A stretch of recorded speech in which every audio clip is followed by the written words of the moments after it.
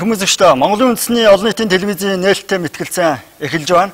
За энэ удаагийн мэтгэлцээнийг олон нийтийн телевизийн 600-гийн студиэс үзэгч та бүхэнд шууд дамжуулан хүргэж байна. За мөн Монголын үндэсний олон нийтийн радиогоор улс орон даяар шууд дамжуулж байгаа.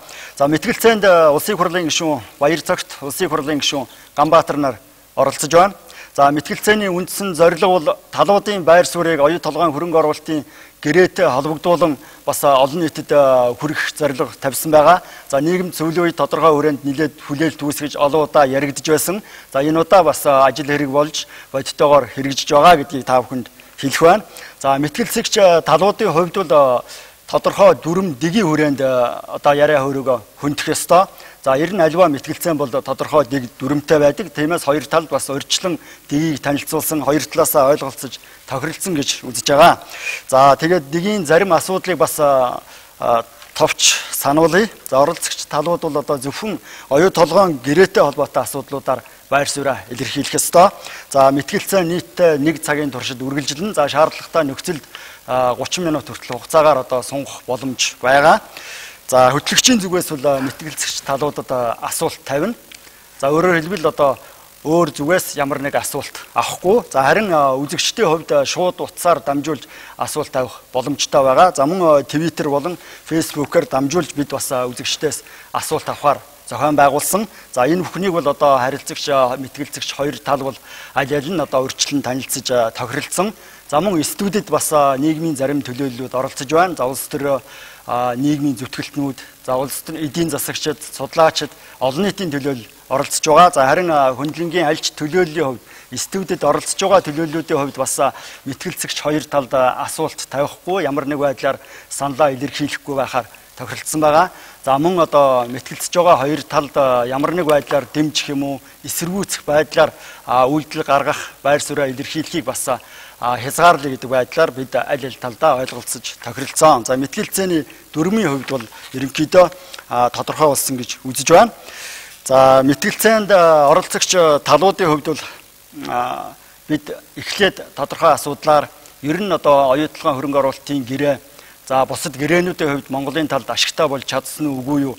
За шударга гэрээнүүд болж чадсан эсэх талаар байр сууриа илэрхийлнэ. За тухайн байр суурийг илэрхийлэхэд тодорхой цагийн хязгаар хугацаа тогтоож өгсөн байгаа. За ингээд бид аль нь одоо эхэлж байр сууриа илэрхийлэх үү гэдгийг суглаагаар бас сонгож хоёр талын бас сонголтыг авах ёстой.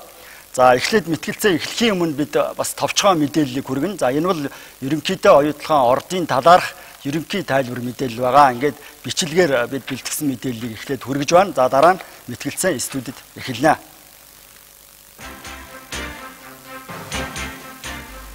Өмнөг аймгийн Хамбогд сумын нутаг дэвсгэрт хамаардаг оюу толгойн орд уулуурхан хамгийн томоохон ордын тоонд багтаж байна.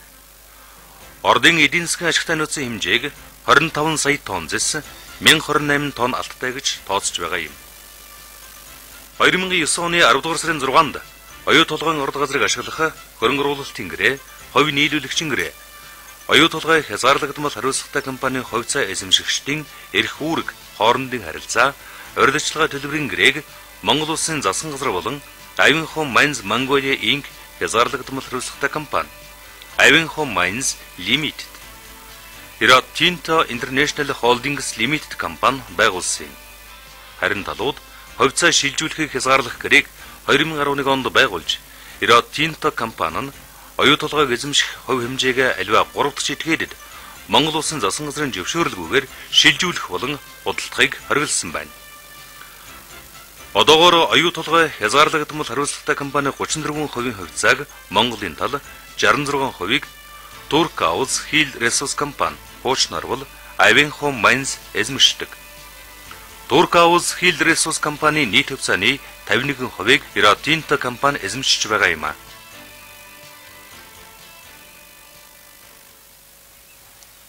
За мэтгэлцэн студид эхэлж байна. За ингээд сая тайлбарт хөтлөгч дурдсан гэдгийг та бүхэн мэдэж байгаа. Суглаагаар эхлээд одоо хоёр тал байр сууриа хэн нь эхлэх вэ гэдгийг шатад тогтох ёстой. За ингээд суглаа манай холбогдох зохион байгуулалтын ажилтан суглуулна. За суглаан дээр бол бид 1 2 гэсэн дугаар тавьсан байгаа. За 1 гэсэн дугаарыг сонгосон одоо оролцогч эхлээд байр сууриа илэрхийлэх ёстой. За дараа нь 2 гэсэн дугаартаа мэтгэлцэгч байр сууриа илэрхийлэх боломжтой байгаа. За ингээд суулаа.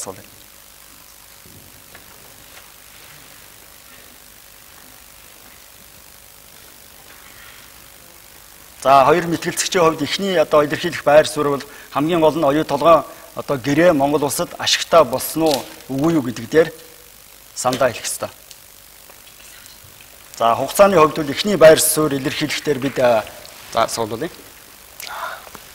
Эхний одоо байр суурь илэрхийлэх цаг хугацааны хязгаарыг бид 2 минутаар тогтоосон байгаа. За дараа нь бусад асуултууд үргэлжлэх хугацааг 3 минут байхаар тогтоосон. Энийг аль аль талдаа бас тохиролцож тогтсон байгаа. За ингээд амжилт хүсье. Суулаа. Суулчлаа. За таны хэлв. Нэг байна. За ингээд нэг дугаар суулсан байна.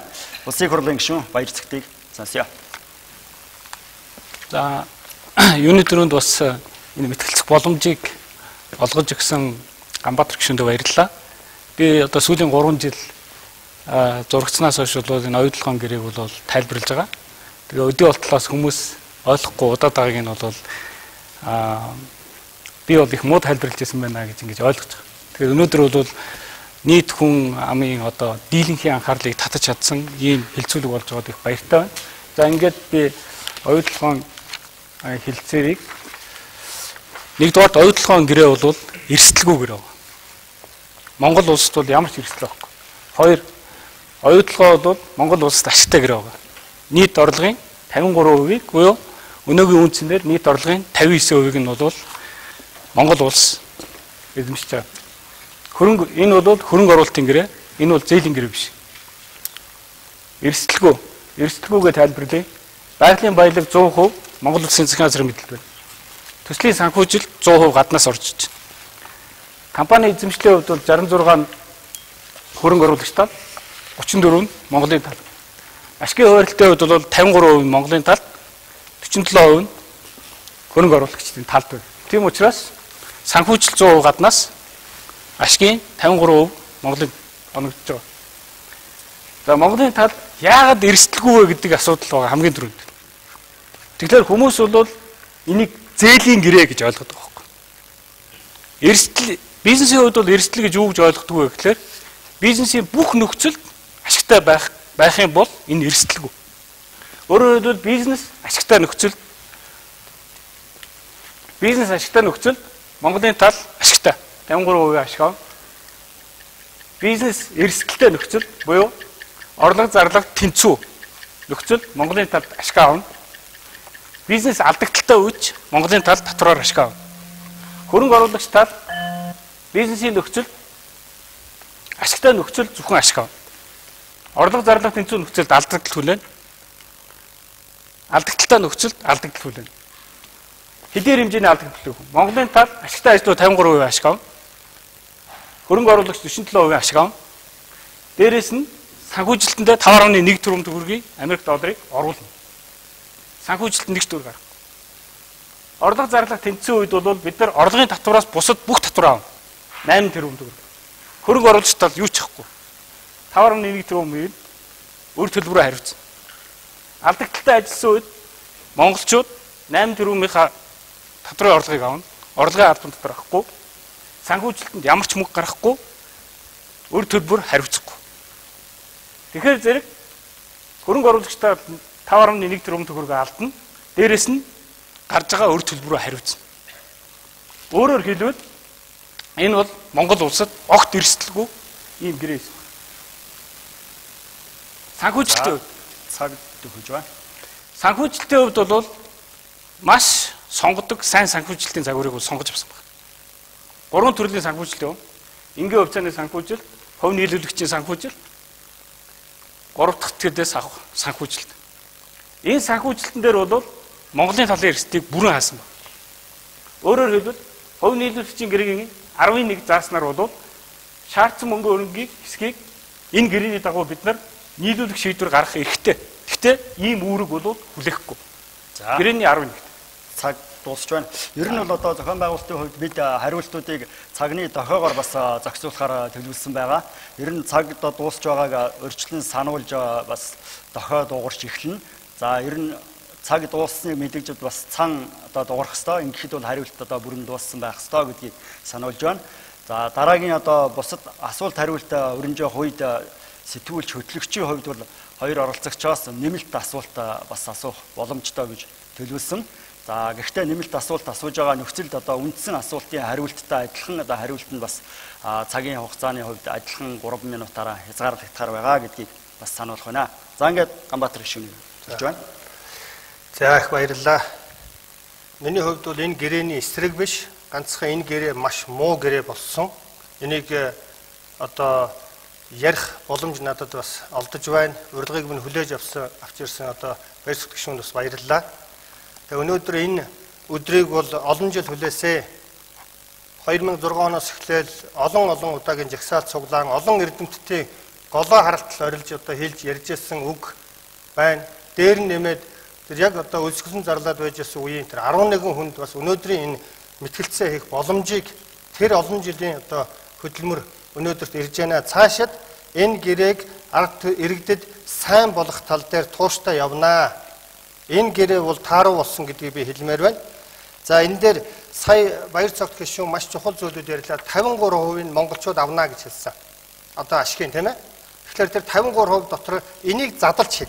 Энийг ерөнхий хэлэх тусам энэ аюултай. Энэ дотор бол роялти байгаа, ашигын татвар байгаа. Энэ дотор бас ногдол ашиг байгаа. Дээр нэмээд за бараа бүтээгдэхүүн бэлтгэн нийлүүлэлтийн ашигыг бол арай оруулаагүй багт. Ер нь энэ дөрвөөр улс орон одоо доктортой байдлын гэрээс ашиг авдаг. Тэгэхээр за роялти юу хоёрыг бол ашигын татвар хоёрыг бол одоо бид Лондонд очиод юм уу эсвэл Австралид очиод Канадад очиод уул уурхай ажиллуулсан ч авна. Гэхдээ дэндүү муу роялти, дэндүү муу ашигын татвар байгаа. Тэрийг дараа нь ярив. Ногдол ашиг эхэлж ярив. Ашиг бол бизнес бол ногдол ашиг эхэлж ярина. Ногдол ашиг дээр өнөөдөр уурхаагаас 1 кг зис олборлоогүй байхдаа бид 3.1 тэрбум долларын өртөө байгаа. Одоо өрөнд орцсон биднээс. Энийг санхүүгийн эрсдэлгүй гэж хэлж болохгүй. Яагаад тэгж хэлж байна гэвэл эхний жил одоо санаж байгаа бах. Эхний жил бол бид 9.9-ээр нэмэх нь Америкийн инфляцийг оруулаад нэг 10.1 за 11 хавцаагаа судлаачд ярьдаг. Тийм өртөөгөр авсан. За би бол судлаачдын тэр өндөр тоог авахгүй хамгийн багаар одоо хамгийн багаар авъя. 6.1 тэрбум долларын бид одоо энд хөрөнгө оруулалт анхны хөрөнгө оруулалт гэж тооцож байгаа. Баяр зөвшөөрөл зөрүүлтэй бол хэдээр 1 тэрбум нь хайгуулын зардал, 5.1 нь тэзүүдэр байгаа зардал. Гэхдээ гэрээн дотор бол 4 тэрбум орчим гэж бичсэн. Яагаад зөрүүтэй байдгийг тайлбарлах байх. Тэгэхээр 6.1 тэрбумын бидэнд ногдох өр нь одоо бид өр авчаа шүү дээ. 284 шүү. 2.1 тэрбум доллар бид өртөө. Энэний хүү одоо аль хэзээний бид 1.1 тэрбум долларын өр болон хүүний өртөө байгаа. Тэрэн дээр 250 сая доллар авсан, 150 сая доллар авсан. Энэний хүүг бид өнөөдөр 21 жилдээ төлж чадахгүй. Бид ногдол ашигыг 21 жил авахгүй гэсэн тооцоо байгаа. За баярлалаа. Ингээд цаг дуусч байна. Одоо хөтлөгчийн зүгээс асуултуудаа эхэлнэ.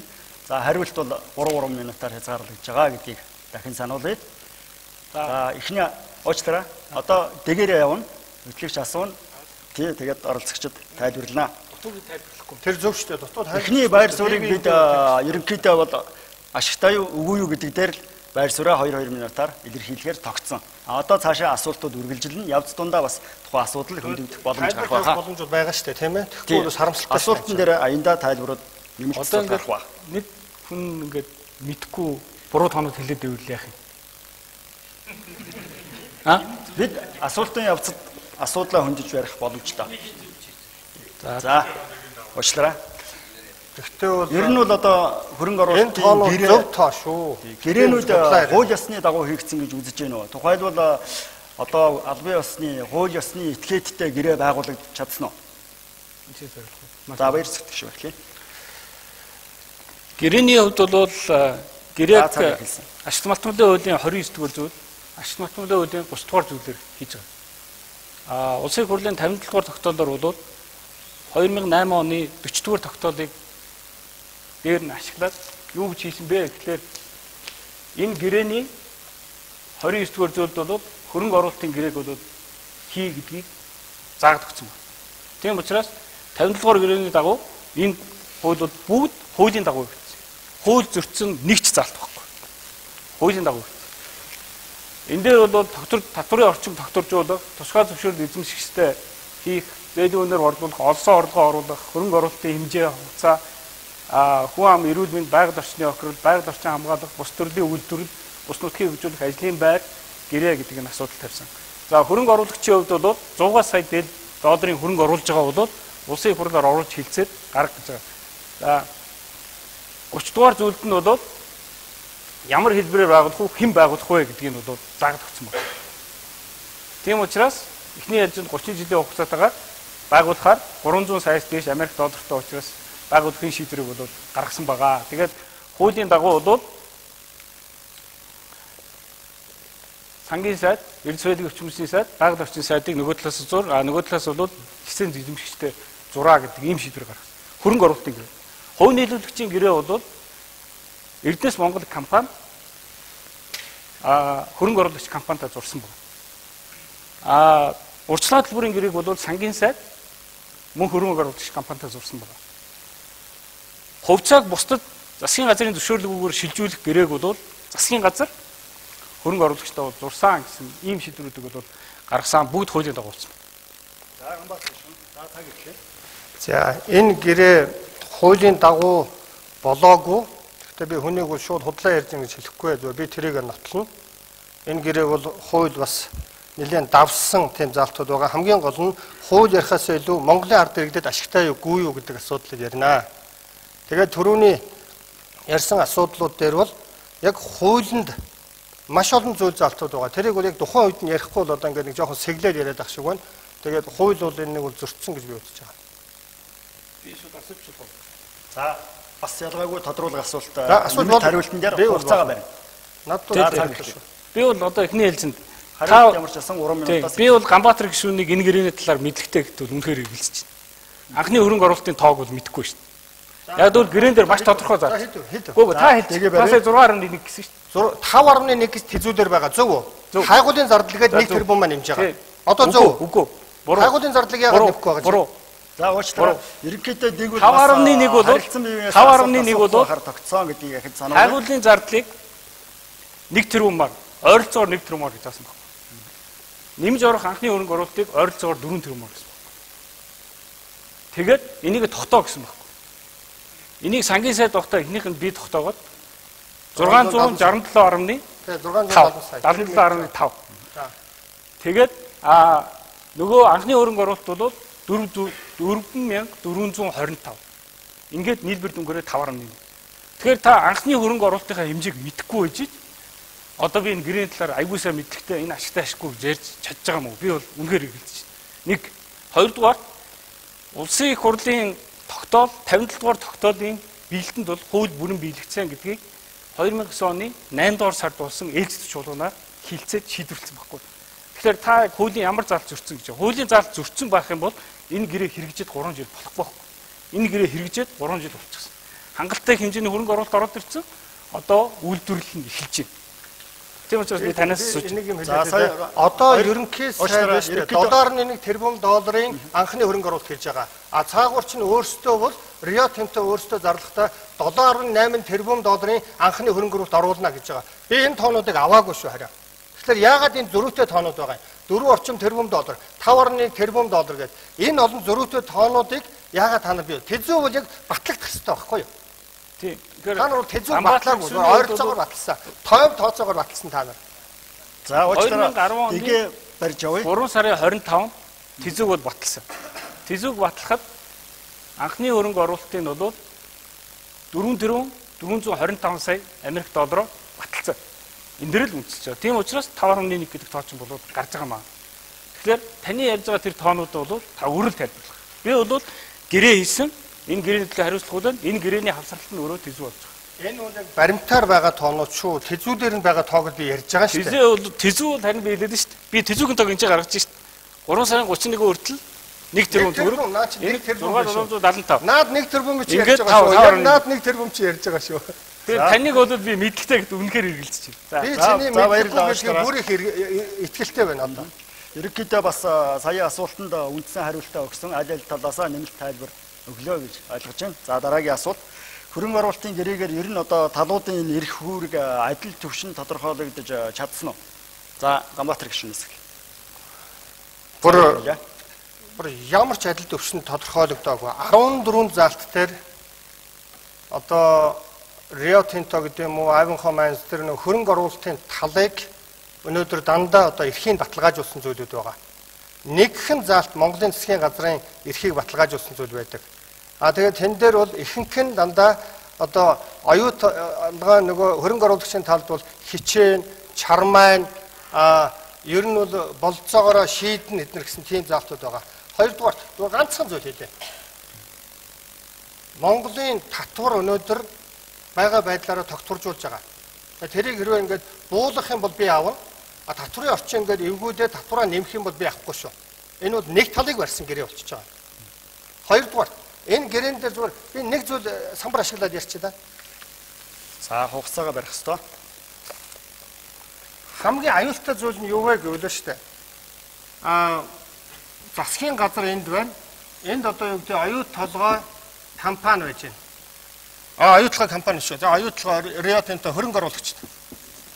Энэ хоёр нийлээд энд дундаа юм компани байгуулж байгаа. Тэр нь оюут толгой ХХК гэдэг юм уу. Одоо эндээс хөрөнгө оруулагч. За тэгээ тэн дээр одоо өөр юу вэ? Бараа материал нийлүүлэгч. Бүх ингээд энэ оролцогч талууд бол ганцхан энэтэй ингэж хамтаараа ярьдаг мөртлөө Монголын засгийн газрыг энд ингээд тусад нь гаргацсан. Өнөөдөр одоо энэ компани дээр ямар зээлийг хаанаас ямар гэрээгээр авч байгаа вэ гэдэг ямар ч тодорхойгүй. Лайбер гэж яриад байгаа. Лайбер дээр нэмэх нь 6.5 гэдэг байгаа. Хаанаас энэ гарч ирсэн? Хэн энэ гэрээг байгуулсан? Хэн хөрөнгө оруулагч? Үндсэндээ энэ компани дотор бид хамтдаа байгаа мөртлөө эдний хооронд байгуулж байгаа энэ хөрөнгө оруулагч энэ банктай юм уу эсвэл санхүүжуулагчтай байгуулж байгаа. Мөн одоо тоног төхөөрөмжөө түрээслүүлж байгаа. Энэ гэрээнүүд бидэнд ерөөсөө ямар ч хамаагүй. Бид тойргийн гадна гарцсан. Тэгэхээр энэ гэрээ бол бидэнд маш эсрэг гэрээ болчиход байгаа байхгүй юу? Өөрөөр хэлбэл хөрөнгө оруулалтын гэрээ тогтвортой байдлын гэрээ гэдгийг хоёр бид одоо ерөөсөө ялгаж салахгүй байгаа. Хөрөнгө оруулалтын гэрээ гэдэг бол энэ наривчилсан энэ зээл мэйл одоо энэ бараа бүтээгдэхүүнийг яаж авах вэ? Ямар тоног төхөөрөмжүүд орж ирж байгаа гэдгийг А, Б-г заасан гэрээ. Тогтвортой байдлын гэрээ гэдэг бол засвар зөвхөн одоо энэ одоо татварыг яаж тогтворжуулах вэ гэдэг л гэрээ. Тэгэхээр өнөөдөр энэ гэрээ бол зээлийн гэрээ болсон. Бид 34% яаж баталгаатай буцааж өгөх вэ гэдэг тухай гэрээ болсон. Нөгөө 66% нь хэдэн хувийн зээл авсан. Хэдэн хувьдаа зээл авч байгаа. Ямар хүүтэй зээл авсан. Энэ гэрээг бид юу ч мэдэхгүй байгаа. За цаг дуусч байна. За баярлалаа шүү. За Ганбаатар гишүүн бол энэ гэрээний талаар бол үнэхээр ойлголтгүй байна. Энэ лайбер дээр нэмэх нь 6.5 гэдгийг бид нар хөрөнгө оруулалт хувь нийлүүлэгчийн гэрээ нь 2011 оны 6 сарын 8-нд хийсэн. Засгийн газар хийсэн баггүй. Та хийн хийснийг мэдэхгүй шүү дээ. Тэр чинь бол хувь нийлүүлэгчийн гэрээ нь заалттай залшгүй Ганбаатар шүү. Нэг барь. Хоёрдугаар зээлийн гэрээ гэхэлэр та ер нь бизнес хийж байгаагүй баг. Бизнес хийжсэн хүн бол зээлийн гэрээ, хөрөнгө оруулалтын гэрээ хоёр ялгааг ойлгох байхгүй. Зээл гэдэг бол ямар ч нөхцөл та бүх бизнесийн бүх орчинд та хариуцлага үлддэг баг. Ашигтай орчинчүүлэн, орлого зарлах тэнцэн нөхцөлчүүрэн бизнесийн алдагдaltaй үечүүлнэ. Энэ бол зээлийн гэрээ байхгүй. Хэрвээ зээлийн гэрээ байсан бол бид нар энэ дээр хариуцлага хүлээнэ. Гэтэл бид нар бол хөрөнгө оруулалтын гэрээ байхгүй. Хөрөнгө оруулалтын гэрээ гэдэг бол сонголт хийдэг гэрээ байхгүй. Би санхүүгийн нэг ч хариуцлага хүлээхгүй. Монгол улс. Яг гэвэл энэ манай баялаг. Чи одоод хөрөнгө оруулалт хийх гэж байгаа бол энд бүх хариуцлага хүлээн. Чамд ямар эрсдэл байна гэхлээр энд орлого зарлах тэнцэн алдагдaltaй үед чи алдсан шүү. Бизнес алдагдaltaй болоод ампархан бол чи алдсан шүү. Тэр 5.1 тэрбум Америк доллар чимтлөө бид нар хариуцлага хүлээхгүй. Энэ одоо манай үндсэндээ GDP-гийн дотоодын нийт төвний 60% тэнцсэн хэмжээний хөрөнгө оруулалтыг оруулж шít. Ийм их эрсдэл хийж байгаа байхгүй.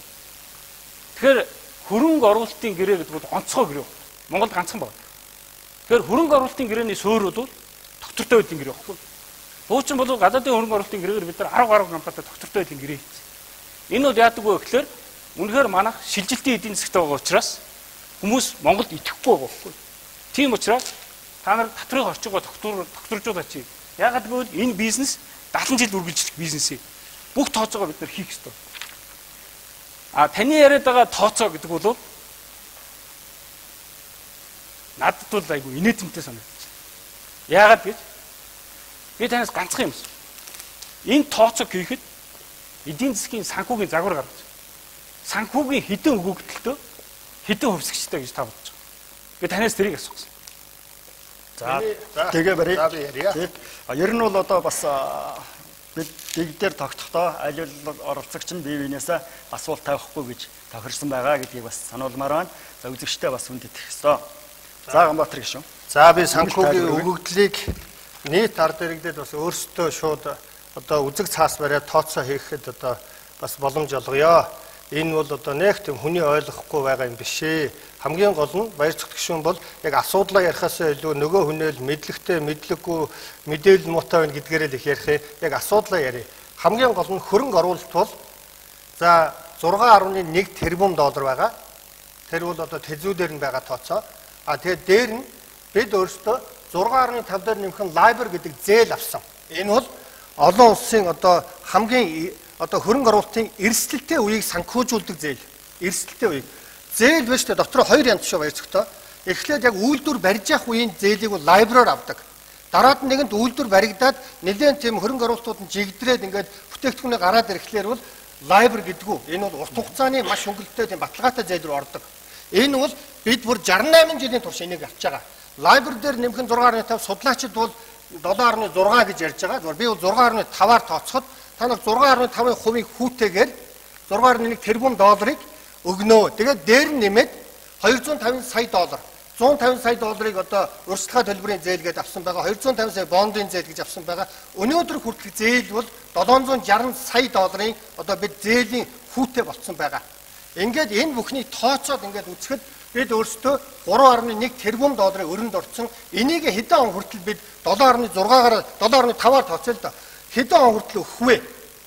Энэ тооцоог үр ашиг. Хоёрдугаарт би нэг саяны асуусан зүйлүүд энэ өгөгдлүүд маш энгийн. Хоёрдугаарт энэ дээр ба штэ яагаад энэ одоо тогтвортой байдлын гэрээ мөн хөрөнгө оруулалтын гэрээ хоёрыг холиод байгаа вэ гэвэл тогтвортой байдлын гэрээ гэдэг бол хоёулаа 8-аа хамтарч байшингаа барьяа гэсэн үг.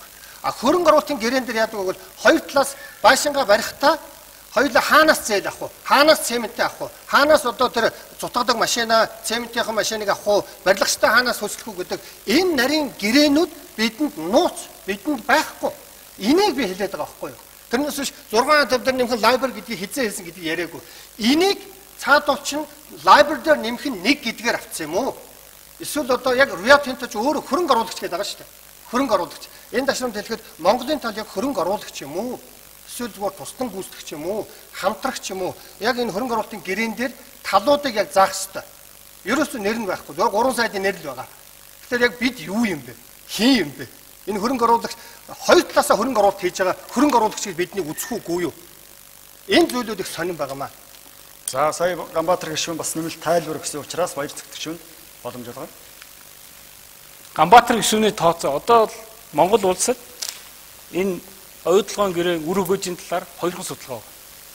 Энэ судалгааг манай эдийн засгийн модель дээр хийсэн манай судалгаа байна. Дээрээс нь бол улсын их хурлын судалгааны төв 2012 онд хийсэн судалгаа. Энэ судалгааг Ганбаатар гишүүн ишлж байгаа. Тэгээ 31 жил гэж ярьж байгаа. Энэ судалгаа санхүүжилтийн буцаан төлөлтийн аргачлал нь 250% алдагдaltaа. Уучлаарай. Алдагдaltaа. За 21 тэгээ барь. 21. Санхүүжилт андуурч хэлж шүү. 2.5 дахин бууцсан. Яг тэгвэл санхүүжилтийн загвараа ойлгохгүй. 3 дугаарт энэ 22 жилээр буцаан төлөлтөх хугацааг зөрүүлж байгаа. Шалтгаан нь юу? Гэрээний эдийн засгийн загварыг ерөөсөө ойлгоогүй. 2 дугаарт нь компани зээл Монголын талын санхүүжилтийн өгөөжийг буруу тооцсон өгөгдөл ашиглаж байгаа. Санхүүгийн иж бүрэн модель загварыг ойлгоогүй. Тэгээд судлаач нь бол 21 жил гэж ярьсан чинь 22 жилийн би тэг хэд гэдгийг танд хэлээд өгнө. Энэ хийсэн судлаач нэг гэж. Тооцоог өмнөх судалгаанд хэрэгжилж байсан аргачлалын дагуу Microsoft Office Excel 207-оор 2007-оор хийлээ. Тэзүүдэх тоо үзүүлэлт бүрээд наривчлан тооцоог тохиолдол хит нүсэр шууд ойлгоход бэрхшээлтэй үзүүлэлтүүд гарах учраас хялбарчилж төслийн хугацааны дунджаар тооцсон ерөнхий үзүүлэлтийг ашиглалаа гэж. Байр худалдаж авахд ашигладаг 3 хувьсагчтай томьёогоор авч. Өөрөөр хэлбэл бид нар моргожор байр авч шít. Тогтмол واخгүй юу? Би энэ байрныхаа мөнийг хизээ төлөх вэ гэдэг ийм томьёогоор авчихсан. Эдийн засгийн модель гэдэг бол 50 орчим өгөгдөхүүнтэй. Ингээд энэ бол 80 жилээр хийгдэж байгаа. Зөвхөн санхүүгийн модель дээр өгөгдөл нь хувьсагч нь 20,000 хувьсагчтай. Ийм санхүүгийн загвар дээр ажиллаж байгаа байхгүй. Тэгэхэд тэрийг моргожийн зээлээ төлдөг 3 хүн хувьсагчтай Excel дээр хийдэг 10 дугаар ангийн өгөж гаргаад хийчихээр ийм модельээр тооцчоод 31 жилийн дараа төлнө гэдэг ингээ яриа сууждаг. Тэгээд энэ дээр дүгнэлт гаргаад тэгээ энийг хүмүүст ишлүүлээ сууждаг. Би бол харамсаж байгаа. Үнэхээр Монголын юм л болж. Энийг одоо бүх улс төрчид ашиглаж байгаа. Бямсрангон би 19-ний ярилцлагыг уншсан чинь улсын хурлаас комисс гараад алдагдaltaа 30 жилийн дараа өртөө болно гэсэн байлээ штэ гэж. Энэ өөрөө юу гэж юм? Тэгэхээр энэ 20,000 хувьсагч. Тэгэхээр ийм эдийн засгийн загварын тооцоон дээр ажиллах ёстой юмыг 3 юм дээр хийчихэд ингээд тэгээд тэрийг хүнээр ишлүүлээ сууж. Тэгээд би тооцоо хийсэн хүн ямар хүн вэ? Нэг хүн хийсэн байгаа. Чихийн утаг дээд сургууль төгссөн эрхцүүч мэрэгчлээ. Тэгчээд энийг одоо хүмүүст ишлүүлээ сууж. Энэ Монголын эмгэн л байхгүй. Тэгээд татварын талаар ямар ч ойлгохгүй. Би ганцхан дуусгах цагт туслаа. Юу гэхээр татварын нийт хөгжтгөөнийг хаанаас авч ийн гэхээр татварын ерөнхий газраас авч байгаа. Монгол улсын нийт татварын 40% нь татварын ерөнхий газар орж ирж байгаа. Нийт татварын 60% нь гайлаас орж ирдэг. Тэгэхэд энэ судалгаа хийсэн хүн бол нийт татварын хөгжлийг Монгол улсын нийт татварын 40%-аар авч. Ийм эмгэгтэй тооцсон дээр та итгээд судалгаагаа хийж байгаа харамсалтай. Цагаа хэтрүүлэхгүй байхыг сануулъя. За би өнөөдөр ярих юм асрах байгаа. Энэ дээр зүгээр л энэ дээр их толгой эргүүлсэн энэ маш чухал юм аа. Энийг та нар ойлгохгүй гэж хэлэх юм бол энэ дотор ловер явж байна гэсэн үг шүү. Нэгдүгээр. Хоёрдугаарт энэ тооцоо бид нар Мягмар цэрэнгийн тооцоог яриаггүй. 31 жил мэл гэж ерөөсөө би мэдэхгүй. Миний өөрийн тооцоогоор 21 жилийн дараа гэж би хэлээд байгаа. 21 жилийн дараа өөрийнх нь тооцоо хэд юм бэ гэдгийг ерөөсөө хэлэхгүй байгаа. Дээр нь нэмээд хэлье. 6.5 дээр нэмэх нь LIBOR гэдэг энэ зээлийг би хэлж байгаа. Дээр нь нэмээд 5.1 дээр тэзүү байгаа. Хайгуулын зардал 1 тэрбум байгаа. Энэ бүх зүйлийг Монголын ард түмэн дээр өр болгож тавьсан. Энийг бид хэдэн хүртэл өгөх вэ? Энийг ногдол ашгаасаа төлнө л гэдэг энэ зүйлийг энгийн зүйл хэлж байгаа. Ингээд дараачийн би татварын орчин руугаа ормоор байна. Дараад нь би royalty руу ормоор байна. Энэ дээр бас бөө ловер, бөө мэс. За баярлалаа. Тэгээд бас үзэгчтэй сануулж хэлэхэд бид уушлаараа дэгээ барья. Тэгэхээр үзэгчдээс бид бас мэтгэлцээний явцад бас асуулт авж байгаа. За энэ бол шууд утас ажиллаж байгаа. 3281 31 гэсэн утас байгаа. За мөн одоо Twitter хаяг болон Facebook-аар авч байгаа. Та бүхэн дэлгэцэн дээрх хаягуудаар бас асуултаа ирүүлэх боломжтой. Гэхдээ үзэгчдийн хувьд хамгийн гол нь оюут толгойн хөрөнгө оруулалтын болон хувийн нийлүүлэгчдийн гэрээтэй холбогдсон асуудлаар асуултаа тавих боломжтой. Асуулт бол тухайн одоо хязгаараас салахгүй хаа гэж найдаж байна. За би дараагийн асуултыг тавья. Өмчийн эзэмшлийн хувь хэмжээний асуудал одоо байнга анхаарал татаж яригдж байгаа. Ер нь талуудад бас хуулийн хүрээнд өмчийн эзэмшлийн хувь хэмжээ тогтоодож чадсан уу? Аль эсвэл одоо шударга бус зохицуулалт хийгдв үү? За баярцагт шүү. Би нэг хэн тодруулах гэсэн. Би хэн худлаа ярьж байгаа бэ гэдгийг л зөвхөн хэлэх гэж байна. Энэ 2012 оны 11 сарын 1-ний өдрийн Ганбаатар гишүүний өнөөдөр сонд төгсөөр миний тооцоогоор 2022 он хүртэл авахгүй гэж. 7 хоногийн дараа миний тооцоогоор 2030 он хүртэл авахгүй. Таймс юм. Дараа нь энэ телевизээр 11 сарын 18-нд миний тооцоогоор 2036 он хүртэл авахгүй гэж. Таны модель яаж ажилт юм бэ? Одоо би дахиад хэлж шít. 50 хувьсагчтай 50 өгтгүүнтэй 20,000 хувьсагчтай таны тооцоо яагаад ингэж 7 хоногийн зайтай хэдэн жилээр 8 жилээр дараа нь 14 жилээр ингэж хөдлөөд идэм би. Тэгэхээр би бол таныг ямар нэгэн модель дээр ажиллаагүй байна. Үнэхээр эдийн засгийн талаар бол мэдэхгүй байна гэж хэлж. Тэгээ би танаас ганцхан юм асууж. Манайх 3 аргаар санхүүжнэ. Энэ төсөл. Энэ төсөл дотор санхүүжилтийн хувьцааны нийлбэр нь компани нийт өрөнгийн 60%-аар гэж бид нар оруулсан байхгүй. Та энэ юу гэж ойлгож байна? За энэ утгаараа 66% зээл авч байгаа шүү дээ. Тэд чинь бас. Бид 34. Тэд 66%. Тэр 66%-ийн хэдэн тэднийх нь яг үндсэн хөрөнгө нь орд юм бэ? Бусд нь яг хэдэн одоо яг тэднээс өөрсдөө зээл авсан бэ? Та наадхан дээр харин тодруулж хэллээ. Яг тэр нь л наад чи хэрэгтэй таа. Тэгэхээр харин ингээд санхүүгийн модель ойлгохгүй байна. 3 янзаар хийж байгаа. Марцаас 3 янзаар хийж байгаа. Наад юм чи би хариулах хэрэгтэй шүү хоёул. 3 янзаар хийж байгаа санхүүгийн моделийн хувьд бол ийм байна. Энэ бол Монголыг баталгаажуулж байгаа байхгүй. Өөрөөр хэлбэл нэмж хувьцаа гаргаад санхүүжүүлэх юм бол манайх ногдол ашиг авах хугацаа хойшлдог байхгүй. Тийм учраас хөрөнгө оруулагч тал бид нар хэлж шít. Өөрөөсөө хөрөнгө гаргаа. Үгүй ээ. За юу гэж хэлэх чам. Өөрөөсөө танд би харин хэлээд үгүй. Энд байгаа бүх хүмүүст бас хэлээд үгүй. Өөрөөсөө гаргаж байгаа хөрөнгөө нийт энэ анхны хөрөнгө оруулалтынхаа 60% хязгаарлаа гэж байна. Одоо чинь бусад 40% нь өөрийн үр болгоо гэж байгаа байхгүй. Өөрийн үр болгоно гэдэг бол компани төлнө гэсэн үг байхгүй. Тийм учраас таны тэр тооцоонд аваад байгаа 3.1 тэрбум гэж яриад байгаа чинь угаасаа худлаа. Өөрөөр хэлбэл бид нар эхнийхээ ногдол ашигаас төлөх мөнгө бол 9.2 тэрбум байхгүй. Тийм учраас таны тэр яриад байгаа тооцоонууд чинь ийм буруу гараад. Та одоо би дахиад хэлж байна. Санхүүгийн манай энэ гэрээнд энийг бүгдийг зохицуулсан байхгүй. Хувь нийлүүлэгчдийн гэрээний 11.2-т 60% сэтэрч болохгүй. Өөрөөр хэлбэл бид нар ногдол ашиг хурдан авмаар байна. А эрсдлийг хэн дөрвүүлж байна? Хэн дөрвүүлж байна? Компани дөрвүүлж байгаа. Дараа нь бид нар ногдол ашигаараа төлөхөд бол Монгол улсын засгийн газар хариуцлага бол хүлээхгүй гэж. Монгол улсын засгийн газар үлдэгдэл төлбөрийн аль ч хэсгийг өөрийн эдгээрнгээр хариуцахгүй гэж байгаа. Та тэгэхээр үрийн тухай ойлголт ерөөсөө байхгүй. Дараа нь Монгол улсын засгийн газар эсвэл төөкийн өмч хөрөнгөнд нөлөөлөхгүй гэж байгаа. Тэгэхээр би таныг эдийн засгийн загвар, санхүүжилтийн загварын талаар ойлголттой гэж би яаж хэлье? Үрийн тухай яриад шүү дээ. Үр ерөөсөө байхгүй. Энэ ч одоо лайбр дээр нэг 6.5 биш үү? Энэ бол ашиг хуваарлалт байхгүй. Та ерөөсөө ойлгохгүй биш үү тэгээд? Энэ бол хүү. Энэ хүүг бол манайх төлж байгаа биш. Тэр оруулж ирж байгаа хүн авч байгаа байхгүй. Тэгээд компаниараа төлүүлээд би харин хэлж шít. Монгол улс ийм эрсдэлгүй бизнес хийж байгаа байхгүй. Яагаад гэвэл аль ч нөхцөлд Монголын тал алдагдал төрөхгүй. Тэгэхээр би тань хэлээд шít.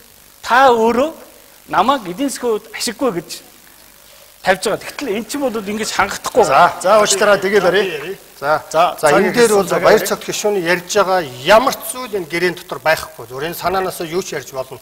60% нь өөрийнхөө хөрөнгө 60% нь хүртэл одоо ингээд зээлээр авна гэж байгаа бол үлдсэн 40% өөрийнхөө хөрөнгө оруулна гэдэг бидэнд ашигтай юу вэ гэвэл нөгөө 66% 6.5 дээр нэг лайбер гэдэг зээлээр бидний зээлийн дарамтанд хагас дутуу оруулна гэсэн санаа. Энэ ганц давуу тал нь. Энэний ярьж байгаа зүйл бол. Тэгээд би дараагийн асуудлуудад ормоор. Яагаад тэр нөгөө 22 он, 30 он, 36 он гээд 3 жилээр өөрчлөгдсөн бэ гэвэл татварын хөнгөлтөнд байна шүү дээ. Энэ хүний ач буйнаар нөгөө манай хөрөнгө оруулагчид бол одоо хөрөнгө оруулагчийн татварын алдагдлыг ирээдүйд шилжүүлэн уг алдагдлыг гарсан татварын жилийн дараалсан 8 жилийн албан татвар ногдуулах орлогыг хастаач нь тооцохдоо яаж тооцохгүй гэвэл 8 жил 100% татвараас хөнгөлнө гэсэн. Үндсэндээ энэ хардаа хөрөнгө оруулагчийн тухайн жилийн албан татвар ногдуулах орлогын дүнгийн 100%-аас хэтрэхгүй гэж байгаа. Тэгэхээр 8 жил. Тэгээд энэ бол үндсэндээ биднээс 8 жил огт татвар авахгүй байна гэдэг. Энэ тоог оруулаад ярихлаараа зэрэг тоо функц өөрчлөгдөж байгаамаа. Хоёрдугаар. Дээр нэмээд татварын орчин дээр шүү дээ. Хамгийн инээдтэй гэх юм бол одоо марзан юм бол шүү дээ. Засгийн газрын энэ 2008 оны 83 дугаар тогтоолыг мөн түрүүний одоо энэ татвараас ингэж хөнгөлөх энэ одоо тогтоолуудыг дандаа хэдхэн хоногийн өмнө 20 хэдэн хоногийн өмнө байлаа ингэж дандаа өөрчлөөд дараад нь хэдэн сарын дараа дандаа буцаасан байдیں۔ Ингээд эдэнд бол ийм нарны чөлөө шиг юм боломж олгосноороо бас нэг юм зүйл байгаа. Барилгын ажлыг гүйцэтгэх дуусах хүртэлх хугацаанд элэгдэл байгуулах үндсэн хөрөнгөд хөрөнгө оруулагчийн оруулсан хөрөнгө оруулалтын 10% тэнцэх татварын хөнгөлтийг олгоно гэж байгаа. Энэ 10% гэдэг бол нөгөө түрүүний яриад байгаа 5.1 тэрбум долларын тэндээс барилгадаа ихэнх нь барилгад орж байгаа. Тэрний 10% буюу 500 сая долларыг бид үндсэндээ зур татвар авахгүй тавиад туучна гэсэн үг. Дээр нэмээд энэ хоёр аршин давхарж байгаа юм биш үү? Хоёуланг нь авна гэсэн үг. Тэгээд дээр нэмээд хамгийн аюултай юм нь юу вэ гэвэл энэхүү хөнгөлтийн хэмжээ нь аж ахуйн нэгжийн орлогын албан татварын 17 дугаар зүйлийн дагуу хөрөнгө оруулагчийн ашигтай ажилласан татварын дараагийн 3 жилд одоо оруулалт тоосноо. Дараагийн дараас нь 3 гээг байгаа. Хамгийн ашигтай 3-аа сонгож авна гэсэн үг шүү дээ. Ингээд хамгийн эцэст би 4-р зүйл татвар эдвэл зүгээр л paradise. Тэдэнд бол гайхалтай гоё боломж өгсөн. Хөрөнгө оруулалтын татварын хөнгөлтийг хөрөнгө оруулагч ирээдүйд шилжүүлэхийг энэхүү гэрээний залтууд хязгаарлахгүй гэж. Өөрөөр хэлбэл эндээ хугацаанд нөгөө татваруудаа хөнгөлтөө эдэлж чадаагүй бол ирээдүйд бас өөр газруудад татвараа хөнгөлүүлнэ гэсэн. Энэ татварын хөнгөлтүүдийг оруулсан, оруулаагүй хоёр тооцоог л ярьж байгаа. Бид өнөөдөр юу авах вэ? Нөгөө би одоо ногдол ашгаа баахаа ярьлаа. Тэн дээр дугтаж ярмааргүй байна. Хоёрдугаарт татвараа ярьж байна. За учраас татварын асуудал нэг нь тэмдэгдэж ирсэн учраас бас баяр цэгцлэгч хүнээс тодруулъя. Ер нь татварын орчны хувьд хоёр талд ер нь эрх үүргийн талаас тэнцвэртэй шудраг зохицуулт хийгдэж чадсан уу? Аль эсвэл нэг тал нь хит одоо өндөр үүрэг ачаал үлээгээд нэг тал нь илүү их эрх эдэлж байгаа байдлаар зохицуулагдсан юм. Татвар бол зөвхөн Монголын тавлын авдаг ашиг байхгүй. Одоо ингээд нийт гэрээний 70 жилийн хугацаанд бид нар 118 тэрбум Америк долларын орлого олно. Энэ орлого бол үндсэндээ маш ойлгомжтой хуваагдаж, маш ойлгомжтой хуваагдаж. Хөрөнгө оруулалтын зардал 14, үйл ажиллагааны зардал 35, нөөцийн төлбөрт 6, ашиг нь өөрөө 60, менежментийн төлбөрт 1.8. Ашиг өөрөө яаж хуваагдаж юм гэхээр орлогын албан татвараар 15, засгийн газрын ногдлоор 13, хөрөнгө оруулалтын ногдол ашиг 30. Ийм дүнгээр хуваагдаж байгаа байхгүй. Тэгэхээр одоо яригдаад байгаа тэр асуудал бол өөрөө юу хэлж байна гэхээр Монгол улсын хүчин төгөлдөр үйлчилж байгаа татварын орчинд энэ бүх зүйл хийгдсэн байна. Бид нар 8 төрлийн татвар тогтворжуулсан. Бус татваруудыг яг байгаагаар нь авна. Татварын хөнгөлт бага. Татварын хөнгөлт нь өөрөө хуулийн дагуу. Хоёр төрлийн татварын хөнгөлт байна. Хөрөнгө оруулалтын татварын хөнгөлт 10%. Тэгэхээр би дахиад таны хэлж байгаа тоо бол таныг би мэдлэггүй байна л гэж хэлж байгаа. Ягаад гэвэл 10%-аар тат хэд болох вэ эндээс? Та өөрөө ингээд энэ тоонуудаа ингээд баримттай ярих хэрэгтэй байхгүй. Тэгхгүй болохоор зэрэг бүхэл бүтэн модель дээр ажилласан тооцоог та үнээр ницааж чадахгүй. Би тийм учраас баталгаатай хэлж байгаа. Монгол улсын авах нийт ашигын 60% татвараар орж ирж байгаа. Нийт ашиг. Өөрөөр хэлбэл манайхаас орж ирж байгаа ногдол ашиг бол үндсэндээ манай авах нийт ашигын 40% баггүй. Тэгэхээр хоёр төрлөө. Манай татварын зохицуултын гайхамшиг нь өөрөө юундаа байгаа юм гэхээр орлогын албан татвартай биш байхгүй. Бид нар 2009 оны 11 сарын 21-нд нөөцийн бутаа олголттой холбоотой хуулийг баталсан. Нөөцийг тэглээд нөөцийг чөлөөлсөн. Нөөцийг Монгол улсын нийт татварын нийт одоо бүтээгдэхүүн үйлдвэрлэлийн 98% нь экспортод гарч байгаа. Уул уурхай бүтээгдэхүүн. Тэгэхээр ингээд 98% нь гадагшаа гарч байхад бид нар нөөцөөс чөлөөлөх юм бол 1.1 тэрбум 717 тэрбум төгрөгийн татварын алдагдал хүлээж байгаа. Энийг хаасан баггүй. Тийм учраас өнгөрсөн парламент бол үнэхээр гавьяатай хууль байгуулсан. Тийм учраас манай одоо нийт экспортын 98% нь гадагшаа гарч ирсэн. Хоёрхан төрлийн. Энэ бол бодлогын зохицуулт байхгүй нэг талаасаа. Яагаад гэвэл эцсийн бүтээгдэхүүн Монголдо үйлдвэрлэе гэдэг. Нөгөө талаасаа гадагшаа 1 тэрбум 717 тэрбум төгрөгийг долларыг бол алдахгүй байх зохицуултыг хийсэн байхгүй. За, ер нь бол одоо цаашдаа татварын хууль эрх зүйн орчин өөрчлөгдөх, шинжлэгдэх нөхцөл хөрөнгө оруулагч талд аж ахуйн нэгжүүдэд ямар байдлаар үйлчлэх вэ? Ер нь огт хамааралгүй байх юм уу? Тухайн үеийнхээ гэрээ байгуулсан үеийн эрх зүйн орчноор цаашдаа явна гэсэн үг. Энэ дээр ер нь ямар нөхцөл зохицуултыг хийсэн гэж хоёр талаа ойлгож байна. За би ярьж. Зааганбаатар гэж. За татвар дээр бол ерөөсөө оюу толгой гэдэг улс манайд байгуулагдсантай л адилхан. Одоо өнөөдөр татвараа бид доошоо болгох юм уу, татварын орчинд өөрчлөлт оруулах эрх байхгүй. Хэрвээ доошлуулбал оюу толгой тэрийг ашиглана. Ингээд татвар бол бүхэл бүтэн нэг компаниас хараат. Монгол улс татврын бодлого боловсруулахад явуулахад хэцүү. Тэгээд дээр нь миний түрүүний ярьсан тоонуудыг ба штэ. Зүгээр л чи мэдлэггүй байна, чи буруу байна. Тэгээд нэг хэдэн тоо гаргаж ирээд ярихгүй. Тэн дээр зүгээр энэ дээр оюу толгой өөрийнх нь судалгааг аваа. Энэ 11 оны судалгаа шүү. Хэдэн сая доллараар энэ судалгаа хийснийг одоо яриад явах. Тэгээ энэ дээр бол оюу толгой өөрийнх нь судалгаа. Зөвхөн надад монголоор олдоогүй. Тийм учраас би англиар нь авчирч байна. За ингээд дараад нь оюу толгой өөрийнх нь судалгаагаар штэ. Энэ дээр зүгээр ийм заагаад байгаа юм л да. Энэ цэнхэр бол оюу толгой өөрийнх нь одоо энэ манай дотоодын нийт бүтээгдэхүүн нэг хүнд одоо дотоодын нийт бүтээгдэхүүн хувьд яаж нөлөөлөх вэ гэдэг энэ тооцоо. Энэ бол манай өөрийн оюу толгойгүй оюу толгойгүй явах тооцоо. Энэ чи өөрөө ингэж яад юм байна. Дараачийн судалгааг нь хараа. Одоо энэ дээр хардаа та нар. Түрүүний яг одоо энэ хардаа энийг харах Монголын засгийн газар энэ уул уурхаагаас ямар хэмжээний орлого олох вэ гэж асуудал ярьж байгаа. Ингээд эн чинь ингээд орлого ингээд явж яснаа 18 оны хавцаа. Эн чинь ямар сонин юу вэ? За байж. За цаг явж байгаа.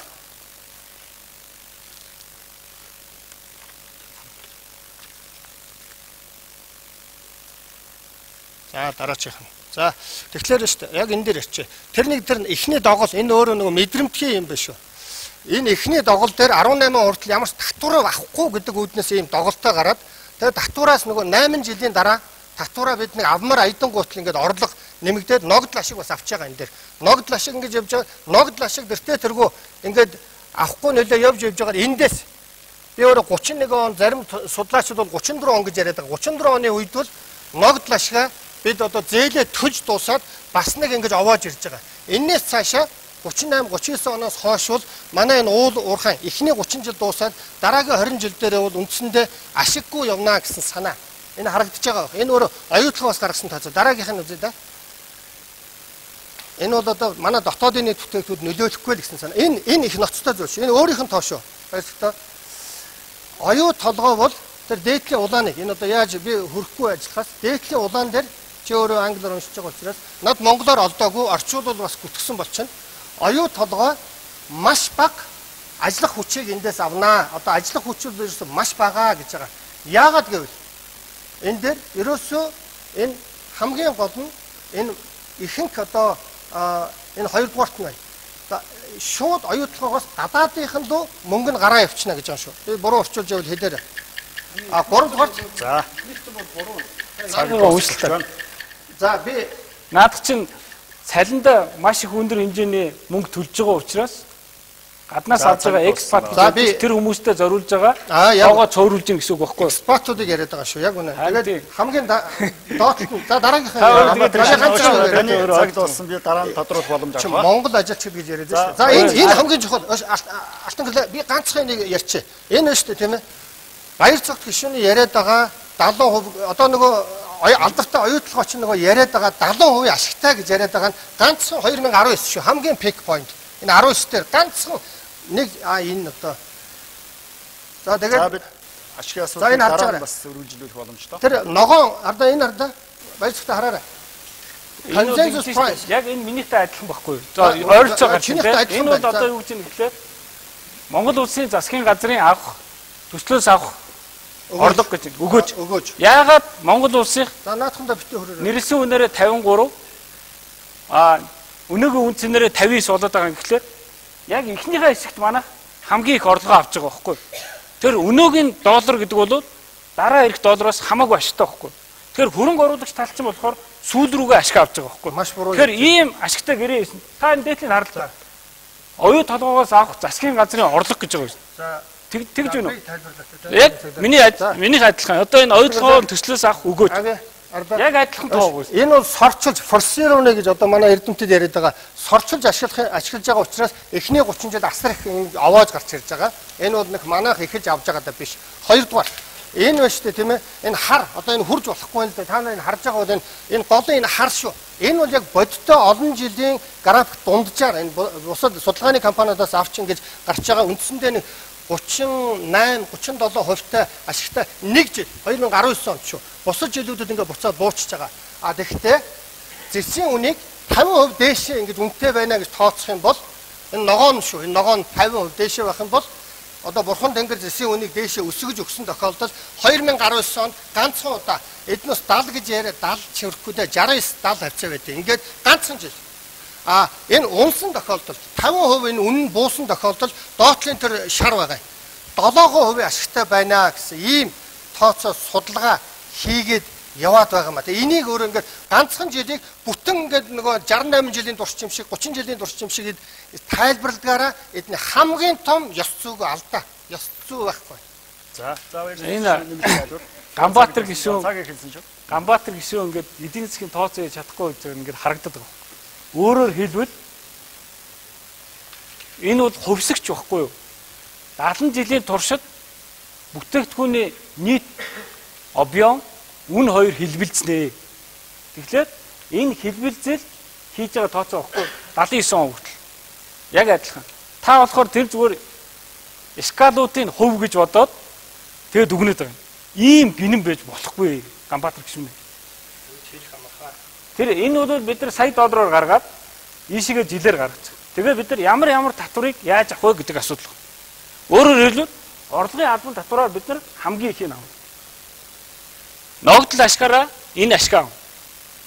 Ийм маягаар зохион байгуулагдсан ийм зүйл байгаа. Гэтэл одоо тэрийг тайлбарлаж чадахгүй шүү дээ. За уучлаарай ингээд дараагийн асуудал дээр ер нь бол одоо бас мэтгэлцээний явцад үзэгчдээс маш олон асуулт ирж байна. За бид утсаар, Twitter хаягаар, мэйлээр бас олон асуултуудыг хүлээж авсан байна. За бараг 2000-аад асуулт ирсэн гэсэн юм одоо мэдээллийг манай ажилтнууд өгч байна. За би зарим иргэдийн бас асуултыг уламжлая. Ер нь бол одоо өмчийн энэ хувь хэмжээ хоёр талд хуулийн хүрээнд тодорхойлогдож чадсан уу үгүй юу гэдэг дээр бас зарим иргэд саналаа илэрхийлсэн байна. За Баянгол дүүргийн иргэн Галаа гэж хүний асуулт байна. За Эрдэнэ төлөвлөрийн хувьд бол гэрээ нэг 51 харьцан 49% байдаг. За 34%-ийг яагаад одоо энэ удаа ашигтай гэж оюутлогын хувьд үзэж байна. Аливаа гэдэг нэгээр илүү бол за 1000-аар илүү гэдэг шүү дээ. Гэтэл та нар яагаад ашигтай гэж үзэж байна гэсэн асуулт тавьсан байна. За бас энэ эзэмшилтэй холбоотой өөр хэд хэдэн иргэний асуулт байгаамаа. За ингээд өмчийн эзэмшлийн талаар сонсъё. За баяр цэгтгш юм. Эхлэе.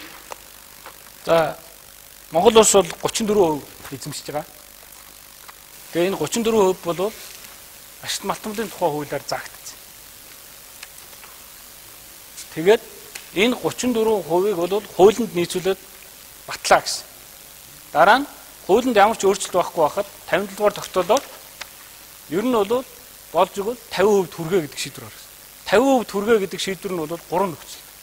Нэгдүгээр эрх зүйн орчныг бий болгох. Хоёрдугаар анхны хөрөнгө оруулалтаа нөх. Гуравдугаар хөрөнгө оруулагч талтайгаа тохиролц. Тэгжээж 50% хүрэх гэж. Тийм учраас бид нар хөрөнгө оруулалтын гэрээг сунгах анхны нөхцөл дээр 50% төрөх асуудлыг шийднэгээд хөрөнгө оруулалтын гэрээнд тусгацсан. Дараа нь хувь нийлүүлэгчдийн гэрээнд энийг яаж шилжүүлэх вэ гэдэг асуудлаа бас шийдсэн. Нэгдүгээр асуудал. Хоёрдугаар асуудал нь хүмүүс Эрдэнэтэй харьцуулдаг. Эрдэнэт бол 50% байсан. Маш удаан татвар төлөөгүй байхгүй. Маш удаан.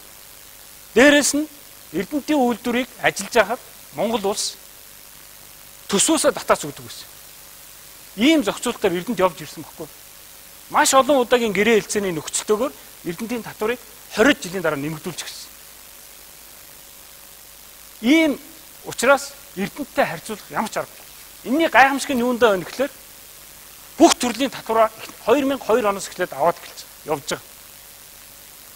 Тийм учраас манай энэ нийт орж ирж байгаа орлогын 60% нь татвараас орж ирж байгаа. Ийм л асуудал байна. За, Ганбаатар гişүү цаг ирлээ. Маш чухал. За түрүүний 53% ашигла гэж яриад байна. Энийг бас төсөв гэдэг одоо хамгийн гол нь хүн чи мэдэхгүй байна, чи гинэн байна гэж хэлэх амархан. Дандаа баримттай л хэдүүлээ яриа л да. Төсөвт 7-оос 70% дотор нөлөөлж байна гэж байгаа. Зарим жил бол эн чинь бүр ингэж асар том хэлбэлцэлтэй байх чинь 70-ын юм уу 53-ын юм уу авч хийдэг. Тэгээд өнөөдөр дотоодын нийт бүтээгдэхүүн буюу үндэсний нийт бүтээгдэхүүнд гэж хоёр тоо байгаа шүү. Энэ дээр бол 7-оос 20% нөлөөлж байгаа. За энэ оюутлахын тоо. Би юм ярих юм бол энэ чи одоо мэдхгүйгээрээ дуудуулчих гэдэг. Тийм учраас оюутлахын тоог ярьж байгаа шүү. Дээр нэмээд эзэмшлийн тал дээр юм яриа да. Асуултанд хариулъя. Оюут толгой ХХК гэдэг юм компани бол хөрөнгө одоо капитал гэж ярив. Капитал хөрөнгө дээр нэмэх нь менежмент.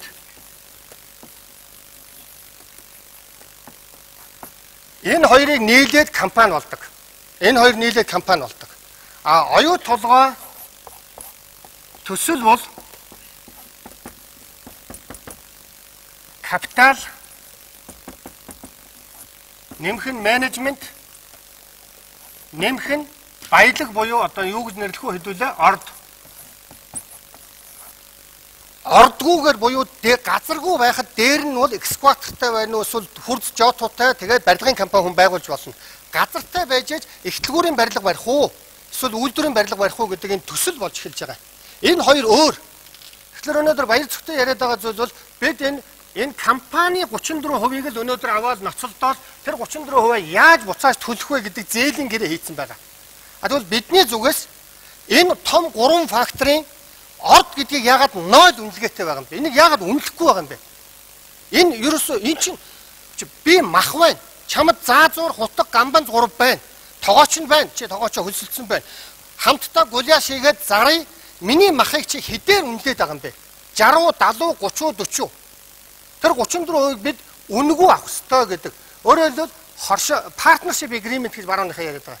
Энд чи бид энийг яагаад үнэлэхгүй байгаа юм бэ? Өмчлөлд бол 34%-ийг ярина. Дээр нэмээд 16%-ийг бид худалдаж авах уу? Эсвэл яах вэ гэдгээ дараа нь ярих байх. За, баяр цэгт шүү. Нийлт тайлбар хийх боломжтой. За, би юу яа дөө? Ганбаатар гишүүний дуртай жишээгээр ярив. За, Ганбаатар гишүүн бол ингэж ярьж байгаа. Манай үнэг сүйтэй үнэг нэг нөхөр саагаад 66-ыг нь авчаад 34-ийг бид нарт өгчөөд байна гэж. Тий, таавал худалдаж байна гэж. Ганбаатар гишүүн бол ерөнхий ойлголт бол байна. Энэ яг энэ хэсгээр бол зөв ярьж байна. Гэхдээ дутуу ярьж байна. Та дутуу ярьж байна. Ийм баггүй. Зөвхөн сүү биш. Сүйтэй үнэ яах юм?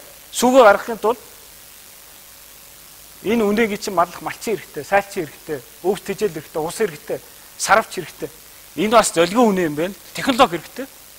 Цахилгаан саалтуур хэрэгтэй. Вакцин хэрэгтэй эрүүл байхын тулд. Малын эмч, эм хэрэгтэй, туглан гарна, бороо цас шуурганаас хамгаална. Энэ бүхэн зардал واخгүй. Энэ зардлыг хөрөнгө оруулагч тал өөрөө гаргаж байгаа واخ. Энд нь бид нэр татвар авч байгаа واخ. Дараа нь энэ үнэг манай бичээр дээр явсныхын төлөө бид нар ариалти авч байгаа. Ингээд ногд түрүүний хэлсэн 34-тэйгээ нийлээд манайх 53%, хөрөнгө оруулагч тал 47% авч байгаа. Ийм л гэрээ байсан. Та бол одоо энэ оюутлогын тоог авчраад ингэж үзэж шít. Үнэхээр оюутлогоо Монголд маш нөлөөтэй гэдгийг л харуулж байгаа байхгүй. Юу гэж хэлж байна? Оюутлогын үйлдвэрлэл явж байх үед бол төсөвт хамгийн бага нь 7% нөлөөлөлтөө, хамгийн дээд нь 70% нөлөөлөлтөө. Төсвийн 70% гэдэг чинь юу хэлж байна? Үнэхээр одоо Монгол улсын төсөвтэй тэнцэх хэмжээний нөлөөлөл тухайн жилдээ үзүүлнэ гэж байгаа байхгүй. Ийм нөлөөлөлт. Монгол улсын нийт бүтээгдэхүүн дээр бол 7-оос 20%. Эдийн засгийн хүчин зүйлээр бол гаргаад өгөх юм бол ойрын 20 жил бид нар бол хоёр оронтой тоогоор өсөлтийг боломж бол оюутлогоос гардаг. Өөрөөр хэлбэл Монголын эдийн засгт орж байгаа 3 төгрөг тутмын нэг нь оюу толгоогоос хамааралтай ийм төсөл байгаа. Тэгэхээр оюу толгой бол үнэхээр гайхамшигтай төсөл. Үнэхээр гайхамшигтай боломжийг монголчууд олгож байгаа. Энийг харин энэ гэрээгээр улам гайхамшигтай болгож баталгаажуулж чадж байгаа. Өөрөөр хэлбэл энэ гэрээ эрсдэлгүй. Энэ гэрээ Монголын тал 53 ашигтай. Энэ гэрээ өөрөө хөрөнгө оруулалтын гэрээ байхгүй. Хөрөнгө оруулалтын гэрээ гэдэг бол зээлийн гэрээгээс ялгаатай.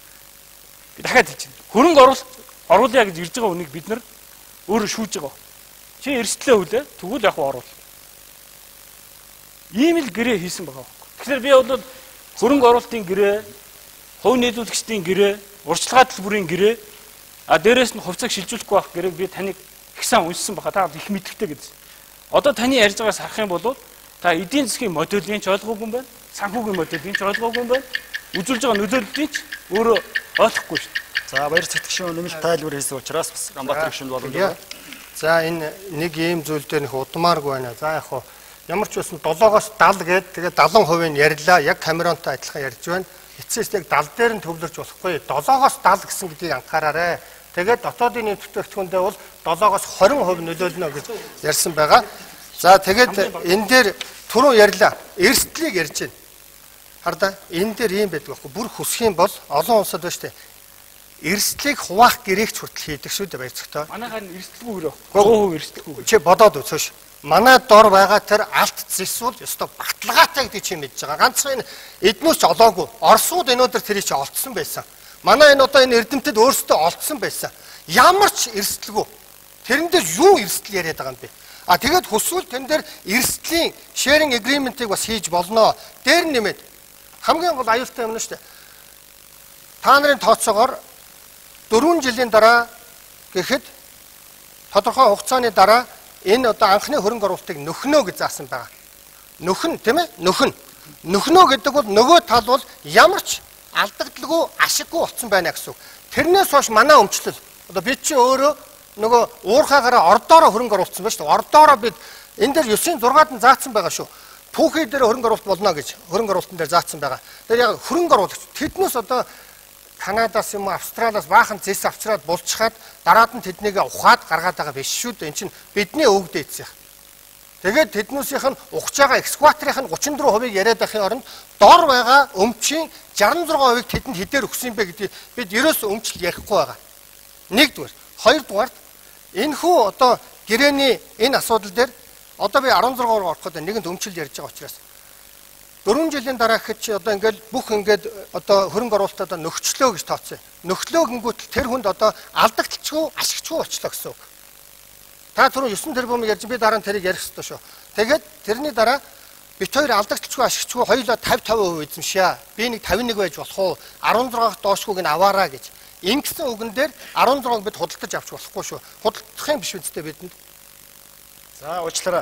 Ер нь бол одоо тавуулсан 1 цагийн хугацаа дууссан. Гэхдээ бид бас үзэгчдээс маш олон асуулт ирж байгаа. Бас цаана хөндөөгөө олон асуудал байгаа гэдгийг харгалзаад бас 20 минутын хугацаагаар цагаа сунгаж байгаа. За ингээд баяр сэтгэгч өнөмөл тайлбарлая. Энэ эрсдлийн тухай ойлголт бол Ганбаатар гишүүн бол бизнесийн эрсдэл бол ойлгохгүй байна. Эрсдэл гэдэг бол өөрөөр хэлбэл оюутлогын орд газартай холбоотой биш байхгүй. Өөрөөр хэлбэл бизнес ашигтай байх нөхцөл эрсдэл байна уу? Бизнес орлого зарлага нөхөд 0 байхад эрсдэл байна уу? Алдагдaltaй байхад эрсдэл байна уу гэдэг. Энийг л бизнесийн эрсдэл гэж байгаа байхгүй. Бизнес нь өөрөө юу байх нь хамаагүй байхгүй. Ийм л 3 орчин бид нэр эрсдлийн тухай ярьж байгаа. Гэтэл энэ төсөл маань бол ашигтай нөхцөл 53% нөгөөд санхүүжилтэнд 1 төгрөг гаргахгүй. Хөрөнгө оруулагч тал чинь санхүүжилтэнд 100% гаргаад 5.1 тэрбум төгрөгийг тэгээд 47% ашиг авч байна. Ашигтай ажиллаж байгаа нөхцөлд аль алинд нь ашигтай. Тэгвэл Монголын тал ямар ч эрсдэл баг.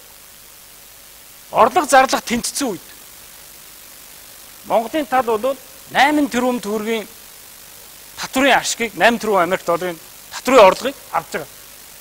Бид нар орлогын албантраа л авч байгаа. Орлогын албантраа нэмэх юм бол энэ 18 бол. Гэтэл хөрөнгө оруулагч тал юу ч авахгүй.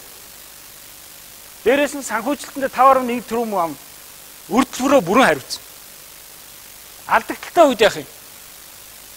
Манайх татваруудаа авдгаар аавна 8 тэрбум Америк доллараар татварыг авчихна. Санхүүжилт нь ямар төгрөг гарах? Үрдөлбөрөөр хариуцахгүй. Гэтэл нөгөө хөрөнгө оруулагчдаар 5.1 тэрбум төгрөгөө алдчихж байгаа байхгүй. Дээрээс нь үрдөлбөр гаруул тэрийг хариуцна. Энэ бол бизнесийн эрсдэл байхгүй. Тэгэхээр манай энэ төсөл бол Монгол улс болон Монгол улсын ард түмэн ямар ч эрсдэлгүйгээр энэ гэрээг байгуулж чадсан байхгүй. Энийг юугаар үнэлэх вэ гэхээр жил болгоны тоогоор баталгааж үзэж байгаа. Та өр гэж яриад өрийн тухай бичиг баримт хаач байхгүй Ганбаатар гоо. Та энэ 4 гэрээн дээр Монгол улс тэдэнд өрөөний өртөө гэсэн юу ч байхгүй. Зөвхөн ашиг хуваарлтан дээр энэ 47-53 гэдэг үзүүлэлтийг барихын тулд бидний өмнөөс хийж байгаа шүү гэд зөвхөн хувь эзэмшигчийн зээлэн дээр бид ногдлол шигэр төлж байгаа. Бусдын бүгдийн компани хариуцж байгаа. Ийм гэрээ хийсэн байхгүй юу? Тэгэхээр та бизнесийн эрсдлийг зөвхөн нөөцтэй холбох тухай асуудал биш байхгүй юу? Би ямар ч нөхцөлийн бизнес дээр ярьж шít.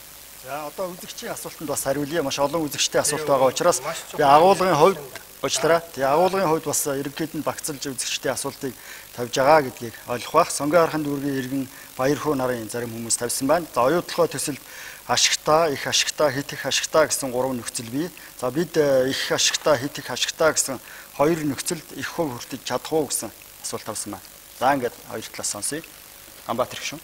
За их ашигтай, бүр их ашигтай л гэж яриад ах шиг байна. Юуг хэлээд байгааг мэдэхгүй. Ямар ч байсан биднээс энд тэр үнээгээ бол одоо баяр цогт гишүүний гаргаж ирсэн үнээг юу ч үнэлээгүй гэдгээ бол түрүүн хэлэхгүй байна.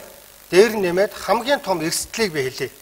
Ашигтай юугүй юу гэдгийг яаж тооцсон бэ гэвэл энэ одоо проект, энэ одоо төслийн зардлыг бид ямар ч хяналт байхгүй.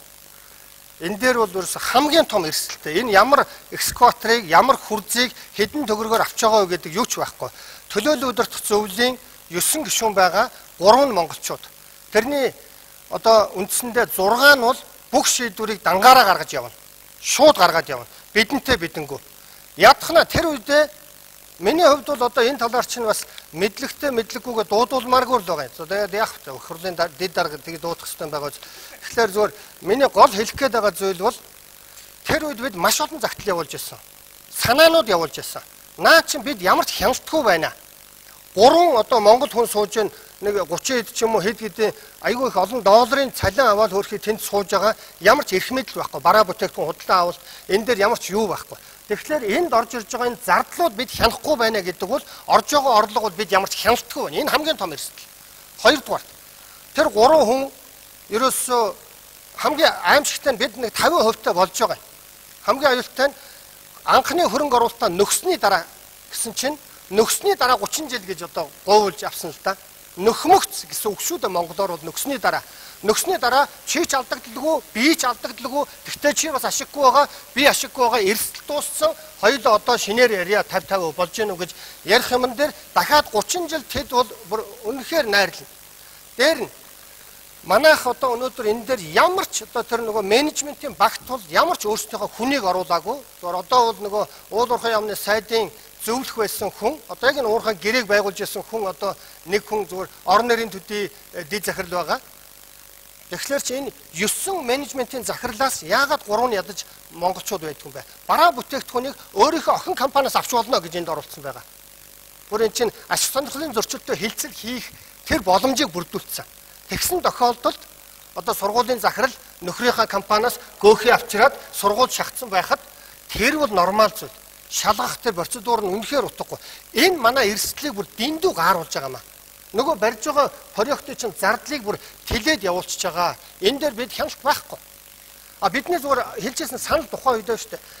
За цаа 6 чинь хэнэнч бай хэдч бай санал болгосон байна. Ядаж Монголын 3 хүний нэгийнхэн саналыг авсан тохиолдолд гол шийдвэрүүдээ гаргаж байгаа чи гол шийдвэрүүдээ листийг гаргачаа гэдэг саналыг бид тухайн үедээ тавьж байсан.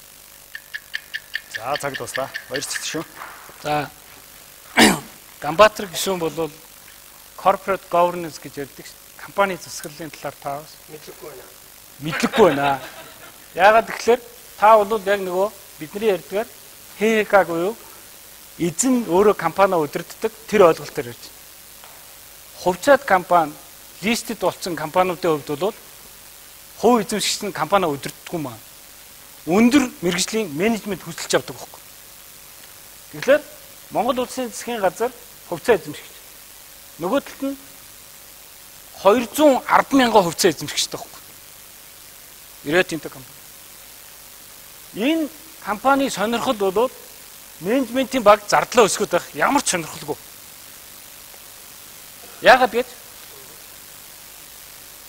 Яагаад гэвэл хөрөнгө оруулагч бол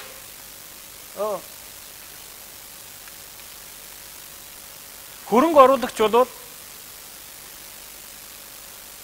наатаа гэж. Одоо битүү хөдөлгөөр. Хөрөнгө оруулагч бол нийт ашгаа бол зөвхөн ногдол ашгаар авчих. Менежер буюу удирдах байгаа хүн бол одоо энэ улаанаар гарч байгаа менежментийн төлбөр авч байгаа хүн баггүй. Хөлсний ажилтан баггүй. Би танд тэгээд энгийн маягаар ойлголоо. Та бол үйлдвэрчний эвлэл биш байхгүй. Та үйлдвэрчний эвлэлийн 204,000 гишүүнийг төлөөлж байгаа менежер баггүй. Тэгэхээр тэр менежер үйлдвэрчний гишүүн хоёр өөр сонирхол байгаа. 5 цалин авч байгаа. Энэ менежментийн баг бол менежментийн төлбөртгээд хөрөнгө оруулалтын зардал, урсгал зардал хоёрын нийлбэрээс 6% хөлс авж байгаа баг байхгүй. А гэтэл энэ хувьцаа эзэмшигч бол 33 тэрбум төгрөгийг зөвхөн ногдол ашгаар авч байгаа юм. Юу гэж өөрийнхөө зардлыг энэ гүйцэтгэх баг нь эдээ сууж байгааг хараа сууж байгаа. Тэгэхээр Монгол Улсын засгийн газар хувьцаа эзэмшигчийн хувьд 66% хувьцаа эзэмшигч хоёрт ижилхэн сонирхолтой байгаа байхгүй. Аль аль нь хяналтаа тавина энэ менежментийн баг дээр. Зардал үүсгэх ямар ч сонирхол байхгүй. Зардлын дараагаар ногдол ашиг гарна шүү дээ. Тэгэхээр хувьцаа эзэмшигчийн ганцхан орлого нь ногдол ашиг байхгүй. Ийм энгийн имийг ойлгохгүйгээр та ийм том санхүүгийн модулийг шүүмжлэхэр чинь би одоо юу ярих юм бэ? Тэгээд цагаан дуусах. нэг зүйлийг шүүмжилж ярьсан байхгүй. Манай Orialty 5%, менежментийн зардал 6% байна гэдэг. Orialty бол бүхэл бүтэн нийт орлогоос авдаг. А гэтэл менежментийн зардал бол хоёр зардлын нийлбэрээс авдаг байхгүй.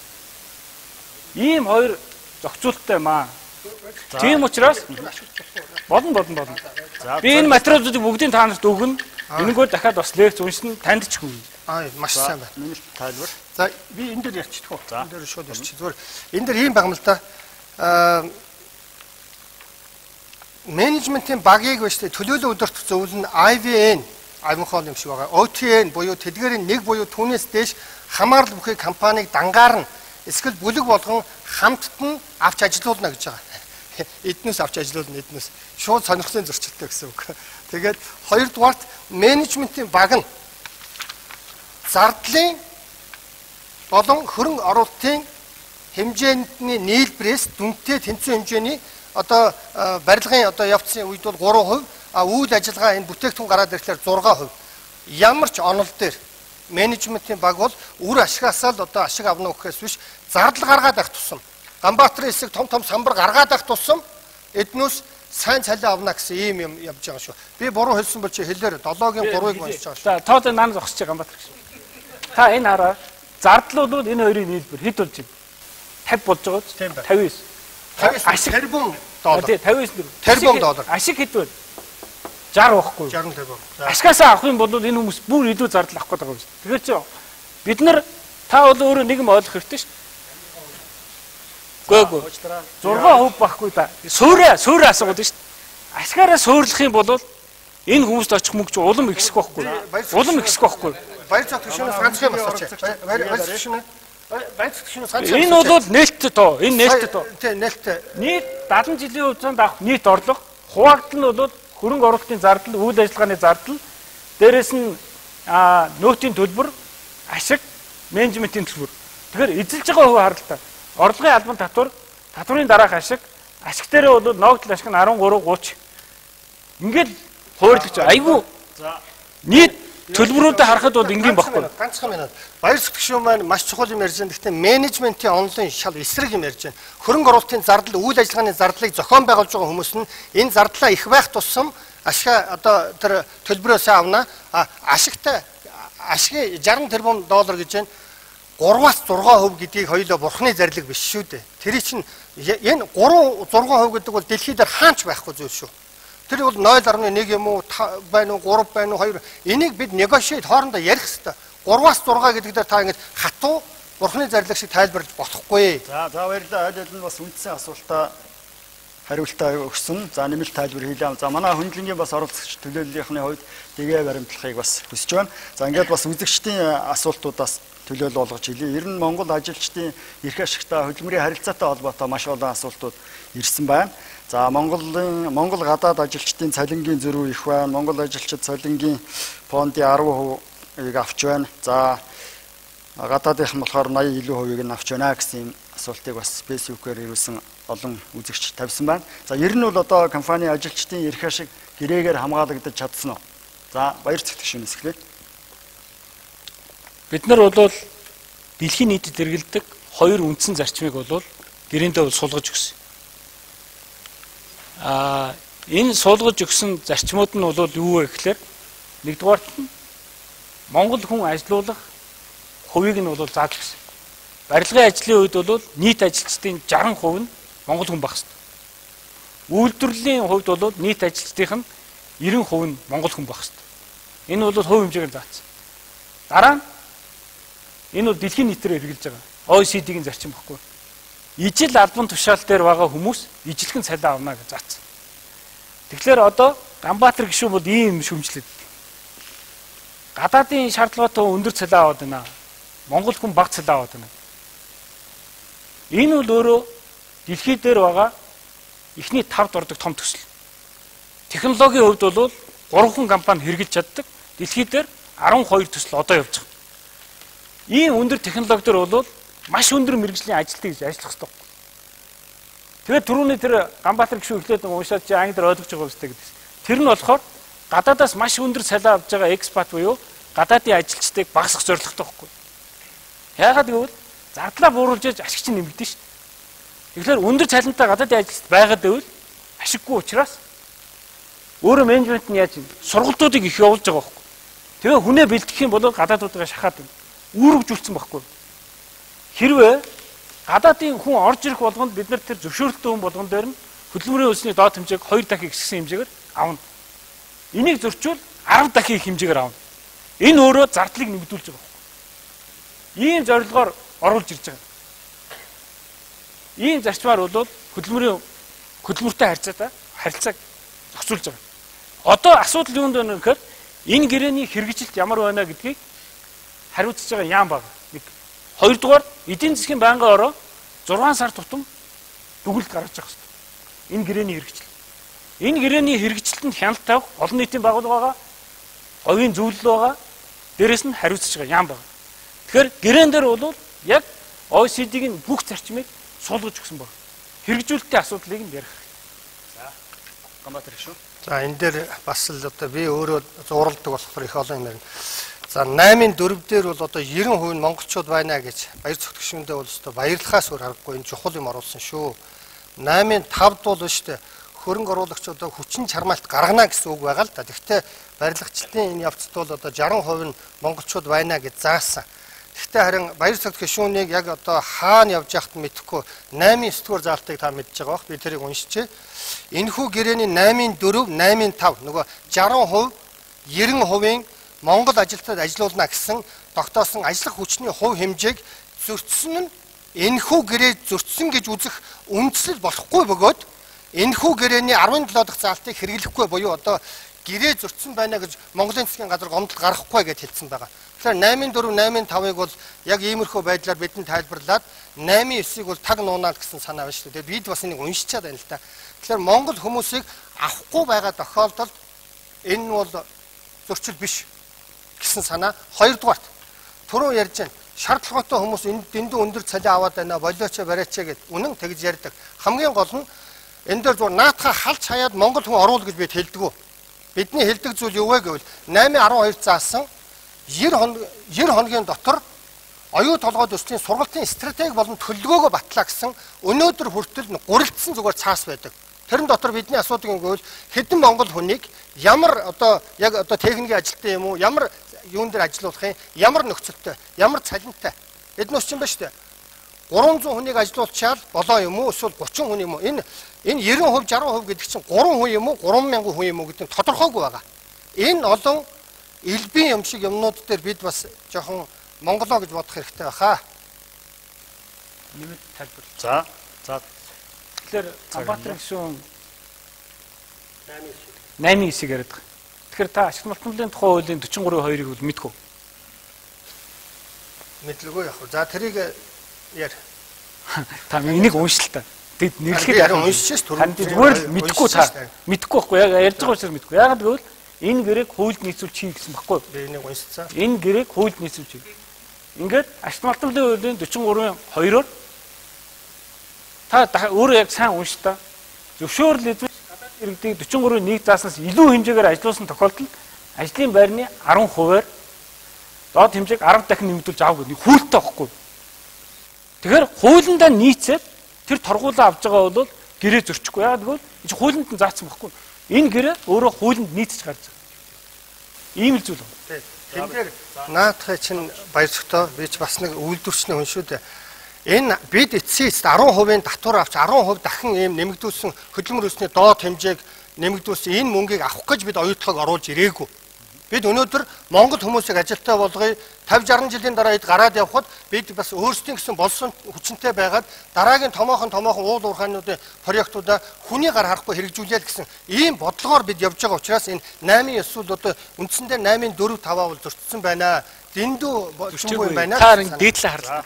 За маргуудын өөдөнд эхэлж ороод тэгээ дараа нь оруулж байгаа нь юу гэж юм гэхлээр үнэхээр бид нар бас хүний хүчний бодлогоо бол харах хэрэгтэй боловсон хүчний бодлого. Өөрөөр хэлбэл бид нар уул уурхайн том бүтээн байгуулалтын бэлэн биш үү? Та бол одоо Монгол уул уурхайн эдийн засаг явж байгаа гэвэл үгүй байхгүй. Одоо Монгол гадаадын хөрөнгө оруулалтын эдийн засаг байхгүй. Уул уурхай чинь бүтээгдэхүүнээ гаргаж эхлэхгүй байгаа байхгүй. Одоо бол харин 13 оны одоо 6-7 сараас эхлээд үйлдвэрлэл эхлэх юм бол жинхэнэ уул уурхайн эдийн засгийн үр дагаврууд орж ирнэ. Одоо бол оюу толгой дөнгөж хөрөнгө оруулалт хийхэд дотоодын нийт бүтээгдэхүүний өсөлт ямар вэ? 17% дэлхийд дээр хамгийн өндөр. Гэтэл үйлдвэрлэл нь эхлэх байгаа байхгүй. Зөвхөн тоног төхөөрөмжөнд оруулж ирж байгаа хөрөнгө оруулалт орж ирж байна. Өөрөөр хэлбэл энэний дараа гадаас орж ирж байгаа дотоодын бүтээгдэхүүний нөлөөлж байгаа нөлөөлөл шууд хөрөнгө оруулалт 13 дахин ихсэж байгаа байхгүй. Тэгэхээр ийм өсөлтүүд өөрөө юун дээр үндэслэж чинь гэхлээр одоо бол дандаа цэвэр хөрөнгө оруулалтын дээр үндэслэж шít. А уул уурхай үйлдвэрлэл эхлэхэд бол эннээсээ илүү орлогууд орж ирэх ийм үндэслэлтэй. Тэгэхээр бидний хувьд бол гэрээгээ хийхээс гадна хүнээ бэлтгэх ёстой. Маш сайн инженер техникийн ажлууд бэлтгэх ёстой. Үнэхээр одоо оюутлогын кампьютер та очиж үзсэн үгүй? Үзэх юм бол нэгдсэн үндэсний байгууллага шиг ингээд олон тугнууд байгаа байхгүй. Тэгэхээр би бол үүнтэй гайхдаг юм. Тэгэхээр ийм гүний тийм ээ доошогоо 3-4 км. Тэгээд дотор нь байгаа түнэл нь Улаанбаатар Дархан хоёрыг холбосон юм шиг том аврын машинууд явах хэмжээний ийм том бүтээн байгуулалтын дотор нэгдсэн үндэсний байгууллагын гишүүн орны бараг 50-60 улсын хүмүүс зэрэг ажиллаж шít. Энэ хүмүүст ийм их мөнгө төлөх сонирхол бидэрт байхгүй. Гэхдээ яг энтэй адилхан бэлтгэгдсэн боловсон хүч одоо бидэнд байхгүй.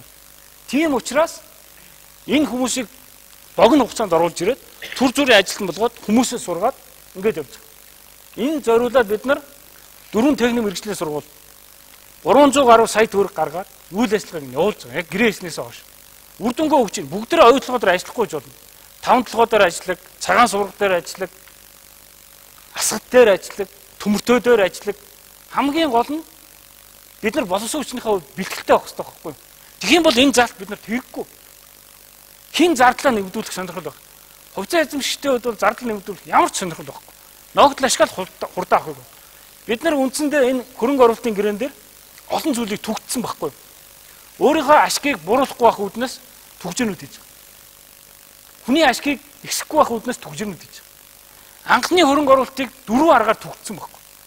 Хугацаагаар түгтсэн 5 жил, хэмжээгээр түгтсэн 5.1, техник эдийн засгийн үндэслэлээр түгтсэн, үйлдвэрлэлийн үе шатаар нь түгжсэн.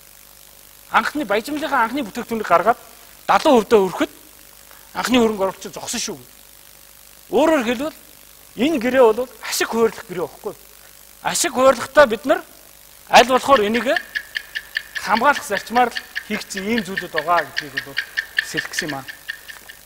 За, одоо үзэгчдийн бас асуултаас хүргэе. За, Баянгол дүүргийн иргэн отхон толго монголчуудад оюутлогын ашиг хизээнээс яаж нөлөөлж эхлэх вэ гэсэн асуулт байна. За, ийм боломж хүрдэж чадсан уу? Та хэлж байгаа. За, Ганбаатар гүшиг.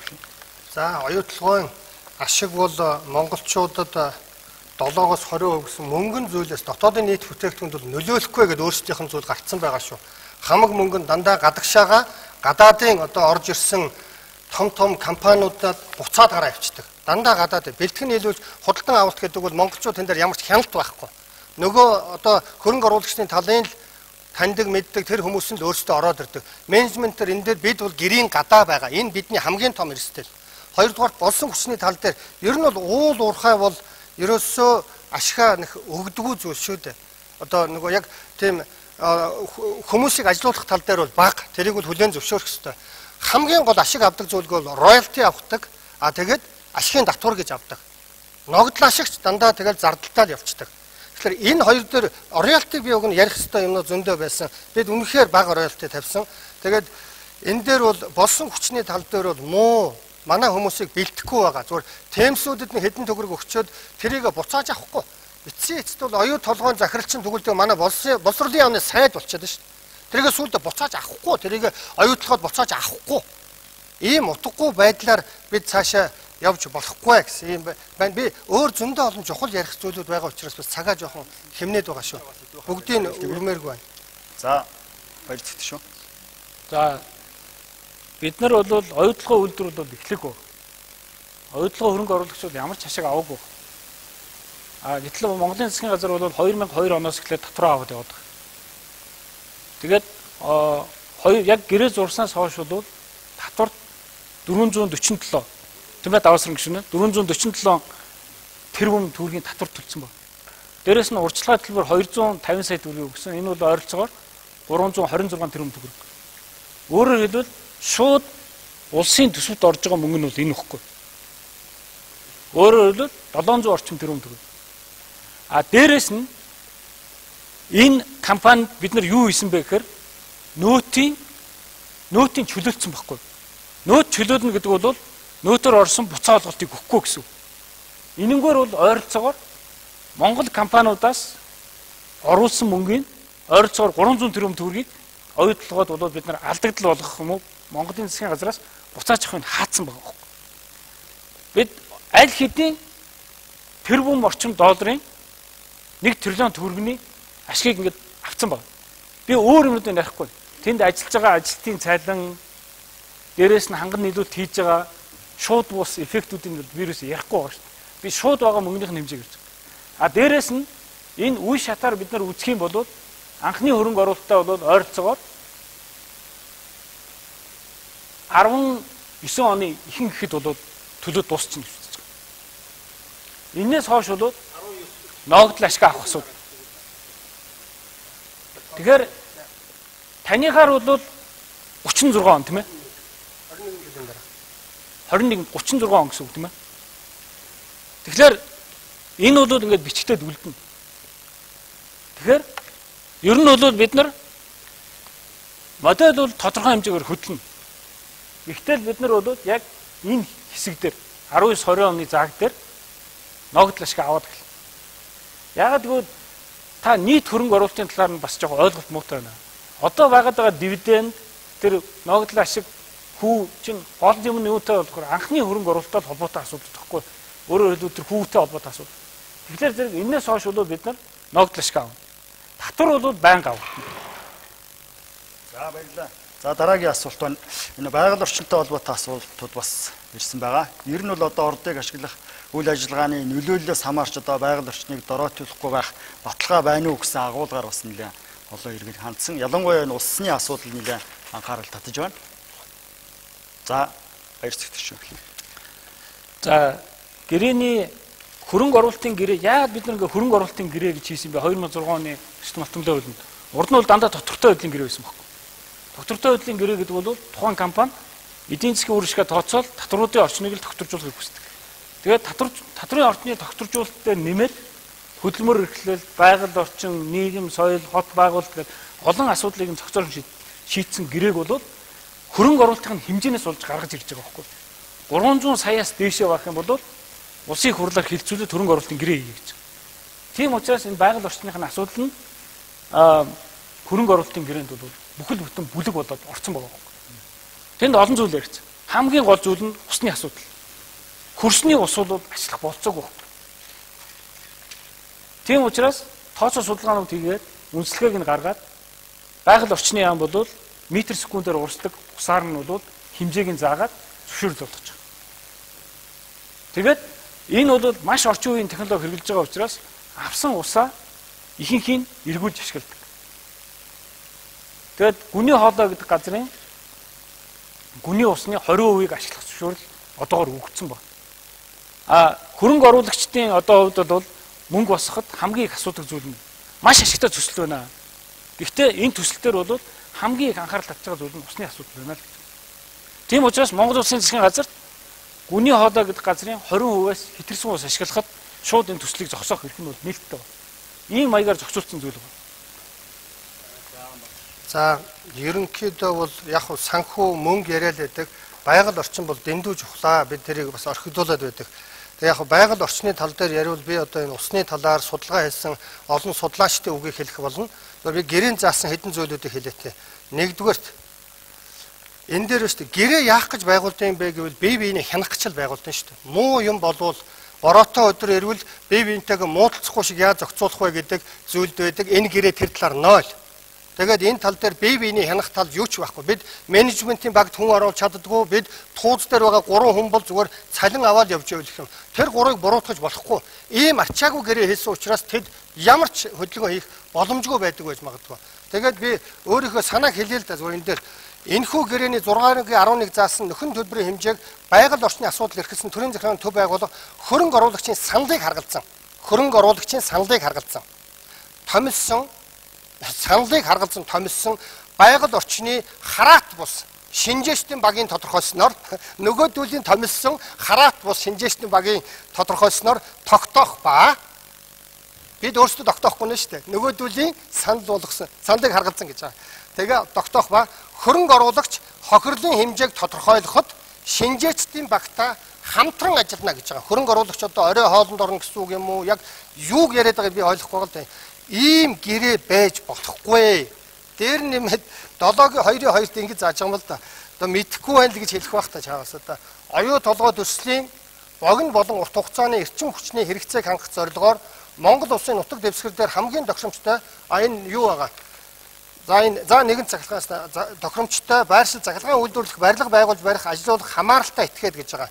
Энэ дээр бол одоо хамгийн аюултай юм гэвэл усны лицензийг ус одоо ашиглах лицензийг шууд өгнө гэж заасан байгаа. Шууд өгнө гэдэг. Үндсэндээ сэлэнг мөрнийг говь руу татна гэхэд бол өнөөдөр манай засгийн газарт үгүй гэж хэлэх эрх байхгүй байгаа. Бүх эрхээ энэ байгаль орчны энэ усны болон цахилгаан станцын энэ томоохон стратегийн шийдлүүдийг та нар шууд өгнө. Харин бүр энэ дээр бол айгүй дээрлэгсэн тийм өгнүүд байдаг байхгүй юу? Монголын засгийн газар бол удаахгүй өгөх ёстой, хамгийн дээд хурдаараа өгөх ёстой, шалтгаангүйгээр татгалзах эрхгүй гэж байгаа шүү дээ. Та одоо тэрийг сайн мэдж байгаа. Шалтгаангүйгээр татгалзах эрхгүй.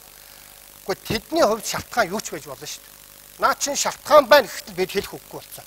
Ийм гэрээ хийж болохгүй л гэдгийг би хэлмээр. За дахиад бас үзэгчийн асуулт хүргэе. Ер нь Монгол за нэмэлт тайлбар хугацаанаа одоо байгаль орчны хувьд бол тухайн компанитай гэрээ болгох хэрэг шаардлагагүй.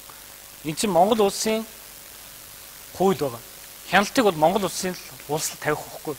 Тийм учраас байгаль орчны нөлөөлөх байдлын үнэлгээнүүдийг Монгол улс л хий. Монгол улсын санд улсын компани. Тэгэхээр нөгөө хөрөнгө оруулагч тал чинь ийм л юм асууж байгаа байхгүй. Бидний саналыг харгалзаач. Дундын хүнээр хийлгүүлээч. Монгол улсын засгийн газрын төлөвлөлөөр ивэл илүү юм авч магадгүй л гэж боломжлж шүү. Тийм учраас дундын хүнээр хийлгээл гэсэн санал байхгүй. Энийг бол Ганбаатар гишүүн бол ийм өөр маягаар уншиж ойлгож байгаа юм бол санал нэмэлт тайлбар боломжтой. Оюу толгой төсөлд шаардлагатай усны их үүсвэр төслийн хугацаанд хангалттай байх нөхцөлийг бүрдүүлэхийн тулд энэхүү гэрээний тэр 6.13 6.17 заалтууд нөлөөлөхгүйгээр хөрөнгө оруулагч хүсэлт гаргаснаас хойш 30 хоногийн дотор засгийн газар ус ашиглахад шаардлагатай бүх гэрээ болон бусад зөвшөөрлийг олгоно гэж байгаа. Энэ бол зүгээр л одоо өөрийнх нь хэлдгээр бол усны тухай хууль тогтоомжийн дагуу шийднэ гэсэн бол энэ би дувдугай байна. Тэгэхээр та сэлэнг нутгаас гарсан сэлэн мөрөнгө тийшээгээ урсгахад одоо бол энэ ингээ өгцөн байна гэсэн үг шүү. Ганбаатар гişүүн бол үнэхээр гуйлж байна. Тэр сэлэн мөрнөөс ус татах тухай асуудал бол энэ дотор үнэхээр багхгүй. Шууд ойлгомжтой нь бол ямар асуудал шийдвэ гэхээр та техник эдийн засгийн үндслэл нь бол ерөөс уншаагүй юм биш. Техник эдийн засгийн үндслэл дээр чинь усны асуудал нь яаж шийдэх юм бэ гэдэг нь нээлттэй байж байгаа. Тэр үедээ л усны нөөцийг судлаад метр секундэд хэдээр урсгахын, гүний хоолойны усны нөөц хэдийн тэрний 20% дээр л та нар ашиглалт хийж болно гэж заасан байгаа байхгүй. Юу сэлэнг мөрөн бэ? Үлгэр гэж болохгүй шүү дээ. За дахин үзэгчийн асуулт хүргэе. Баян зүрх дүүргийн Цэрэн Содном гэж иргэн асуулт тавьсан байна. За Монголын газар нутгийг зарахгүй гэсэн баталгаа ирнэ гэрээнд байна уу гэж асуусан байна. За баяр цэгтгш. Энэ баялаг бол 100% Монголын баялаг. Газар 100% Монголын газар. Нөөц бол 100% Монголын нөөц. Ашигт математикийн хуулиар 100% зохицуулсан. Одоо бид нар бол тэр компани байгуулсан компани биш OTLC гэдэг. Тэр компани 6634 гэдэг бол тэр доор байгаа газрын 6634 бол биш ээ. Тэр бол компани өөрөө бүтээн байгуулалт явуулаад гарч байгаа хөрөнгөө хуваах 6634 баггүй. Тийм учраас баталгаа бол Монгол улсын үндсэн хууль, Монгол улсын ашигт малтмалын тухай хууль, Монгол улсын бусад хуулиар 100% баталгаажсан ийм зүйл байгаа. Тийм учраас газар нутгийн бүрэн бүтэн байдлын талаар бол огт санаа зовх хэрэггүй. Эрдэнэтийн үйлдвэр ажиллаж байна. Төмөртэй орд ажиллаж байна. Багнуур ажиллаж байна. Шивөө ажиллаж байна. Энд байгаа бүх хүмж тусдаа хамтарсан компаниуд, хувийн өмчийн компаниуд, төрийн компаниуд ажиллаж байна.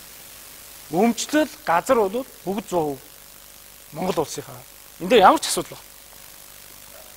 Энд дээр бол яг манайх бол хөрөнгө оруулагч тал юм уу эсвэл зүгээр хамтрагч тал юм уу ашиг хүртэгч тал юм уу яг тэрэн дээр бол би хариулт аваагүй шүү. Тэгээд би дараа нь хариулъя. Тий, боломж байвал тийм ээ. Тэгээд хэрвээ хөрөнгө оруулагч гэж биднийг ингээд үзэж байгаа бол хөрөнгө оруулагч бол түүхийн дээрээ хөрөнгө оруулалт хийх эрхтэй гэдэг 9.8 дээр нь заасан байгаа. Тэгэхээр сая бол одоо баяр цогцлогч маш зөв хэлж штэ. Тэр дор байгаа баялаг, тэр дор байгаа орд газар нутаг бол 100% манайхаа гэж байгаа. Энийг хідээр үнэлээд байгаа юм байна. Тэгэхгүй дээр нь байгаа экскаватор, шанаг, хурц, жотооны 34%-ийг эзэмших тухайд бид яриад байгаа болохоос биш. Дор байгаа түүхийн эдийн 100% биднийх тэрийг хідээр үнэлж байгаа юм бэ. Тэгээд гарч ирж байгаа үр өгөөжөөс нь тэрийг яаж авах юм бэ гэдгийг байнга би түрүүнээс тодруулахыг хүсэж байгаа. Дээр нэмээд энэ дээр хамгийн одоо аюултай зүйл бол энэ дээр манайх хяналт ерөөсөө байхгүй энэ дээр. Одоо ямар экскаватора хідээр ямар охин компаниараа дамжуулж авч байгаа энэ дээр хяналт байхгүй. Энэ зардлууд ингээд өсөөд яваад байдаг. Тэр утгаараа хөрөнгө оруулалтын гэрээ тогтвортой байдлын гэрээ гэдгээ энэ хүн маань бас ялахгүй байна шүү дээ. Бүгдөө л одоо Goldman Sachs гэдэг юм уу эсвэл ADB гэдэг юм уу USAID World Bank нэг хэдэн гадаадын байгууллагуудын үгээр яваад байна. Эцсээс бол яг үндэсний хэмжээний экспертүүдийн шинжээчдийн дүгнэлтийг гаргаад энэ хүн ярих ёстой. Бит хоёр ингэж ярихгүйгээр яг тэр шинжээч дүгнэлт Эрдэнэтэн мэрэгд өнөөдөр энэ дээр дүгнэлт гаргаад дүгнэлтийг тойрж улс төрчид шийдвэр гаргах учиртай юм байна. Тэгээ энэ дээр бол хамгийн харамсалтай санаа зовох зүйл бол зэсайлуулах үйлдвэр бол энд баригдахгүй. Зэсайлуулах үйлдвэр барихаар бол судалгааны тайланг 3 жилийн дотор боловсруулна гэж хуурсан байгаа. Дараад нь энэ зэсайлуулах үйлдвэрийг хайлуулах техникийн шалгуурууд болон үзүүлэлтүүдийг хангах чадвартайгаа урьдчилсан, нотолсон бол хүнд нотлохын, яаж нотлохын тэгсэн тохиолдол гэж байгаа. Одоогийн байдлаар бол вебсайт дээр нь 75% Хятад руу байна уу, өвөр Монгол руу байна уу, бусад орнууд руу бол одоо бүгдийг гаргана гэдэг урт хугацааны гэрээгээ бол хийцэн байгаа. Тэгэхээр зэсайлуулах үйлдвэр барина гэж өмнө нь одоо тэр Хөрлөбаатарын маш чухал гэрээ байсан. Энэ гэрээний заалтыг муутгасан. Бидэнд үндсэндээ зэсайлуулах үйлдвэр барих боломж багассан. За Амбатар гишүүн ингэж хэлээд байна л да. Биднийг бол одоо үндснийхээ эрдэмтэд судлаачдын материалыг аваагүй гэдэг. Тэгэхээр би бол энэ ойдлогоо ордны он дарааллыг бол гаргацсан. Тэгэхээр та сонсч. Тэгээ энэ бол анхны ажлын хэсэг бол 2006 онд байгуулагдсан байхгүй. Гэрээ чи 2009 онд хийгдсэн шүү дээ. 9 оны төгсгөл. Энэ хооронд 3 удаа ажлын хэсэг байгуулсан. 3 удаа улсын их хурл төслөө өргөн барьсан. Өөрөөр төслөө. Нэг нь бол хуулиудаас давсан, өөрийн хууль болгож батлая гэсэн төслүүд байсан байна. Энэ болгондоо үндэсний экспертүүдийнхээ саналыг аваад техникэд эрдэс соёлын эрчим хүчний яамны мэргэжлийн зөвлөлд тавиад хүмүүсийн саналыг авсан. Маш хэмжээний саналууд байгаа бэлтгэх. Өмнөх энэ ажлын хэсгүүдийг бол өөр хүмүүс толгоолж ирсэн. Өөрөөр саналууд оруулж ирсэн. Дээрээс нь гадаадын экспертүүдийн зөвлөгөө авсан. Санхүүгийн модель дээр Goldman Sachs, хууль дээр болохоор Source-ийн сангаас Hogan & Hartson гэдэг компани ашиглаж байсан. Азийн хөгжлийн банкны шугамар бол татвар дээр зөвлөх авсан баг. Тэгээ энэ зөвлөхүүд бол өөртөө саналуудыг бүгдийг өгчсэн. Энэ хоёр байгууллагын энэ гурван байгууллагын нэг нь хөрөнгө оруулалтын компани. Нөгөөх нь бол Соросын сангаар санхүүждэг нээлттэй нийгмийн хүрээлэн. Хөндлөнгийн байгууллага, олон нийтийн байгууллага гэж үздэг. Азийн хөгжлийн банк бол олон улсын байгууллага. Тэгэхээр авсан зөвлөхүүд бол таны хэлээд байгаа шиг тийм хүмүүс бол биш ээ. Эрдэмтэн судлаачдынхаа бүх саналуудыг авч яасан. Ийм том тосгол дээр санал нэгдэлдэг зүйл бол ерөөсөй байхгүй шүү дээ. 100% санал нэгдэл. Энд дэр санал зөрөлдөөнтөө авир мэдгоо байна, хурцгоо байна, энд сууж байна. Янз бүрийн шүмжэлтэй саналууд бол хэлдэг. Сайн саналууд хэлдэг. Авч яасан зүйлүүд байгаа. Огт эсрэгээр санал хэлдэг. Тэрийг аваагүй зүйлүүд бас байгаа. Маш олон саналууд байгаа байхгүй. Тэрэн дээр үндэслэж энэ гэрээ бол хийх гэж. Тийм учраас би 5 засгийн газар дамжаад 7 жил үргэлжлээд улсын их хурлд 3 удаа оруулаад энэ хоорондоо улсын үндэсний аюулгүй байдлын зөвлөлөөр 3 удаа ороод улсын их хурлын 40-р тогтоол 57-р тогтоол гарч ирж энэ төгслийн баримтчгууд бол бүрдсэн. Тэгээ би дахиад хэлж байна. Энэ дээр бол эдийн засгийн модель, санхүүгийн модель бол бүрэн хэмжээгээр хийгдсэн баггүй. Тийм учраас бид нар хэлцээр дээр 3 модель зэрэг өрсөлдөж байна. Монголчуудын гаргасан санхүүгийн модель, Ирээ Тинто нэг тал болж байсан учраас Ирээ Тинтогийн гаргасан санхүүгийн модель, Аймхоо нэг тал болж байсан Аймхоогийн санхүүгийн модель. Үр дүн бол ойролцоогоо. Харьцуулсан судалгааг бид нар олон зүйлээр хийлгэсэн. Олон улсын валютын санд хүсэлт тавиад хийлгэсэн. За цаг дуслаа. За ер нь бас иргэдээс ирж байгаа саналуудыг үргэлжлүүлж уламжлын Facebook хуудасаар бас иргэдийн нэлээд олон санал ирж байгаа.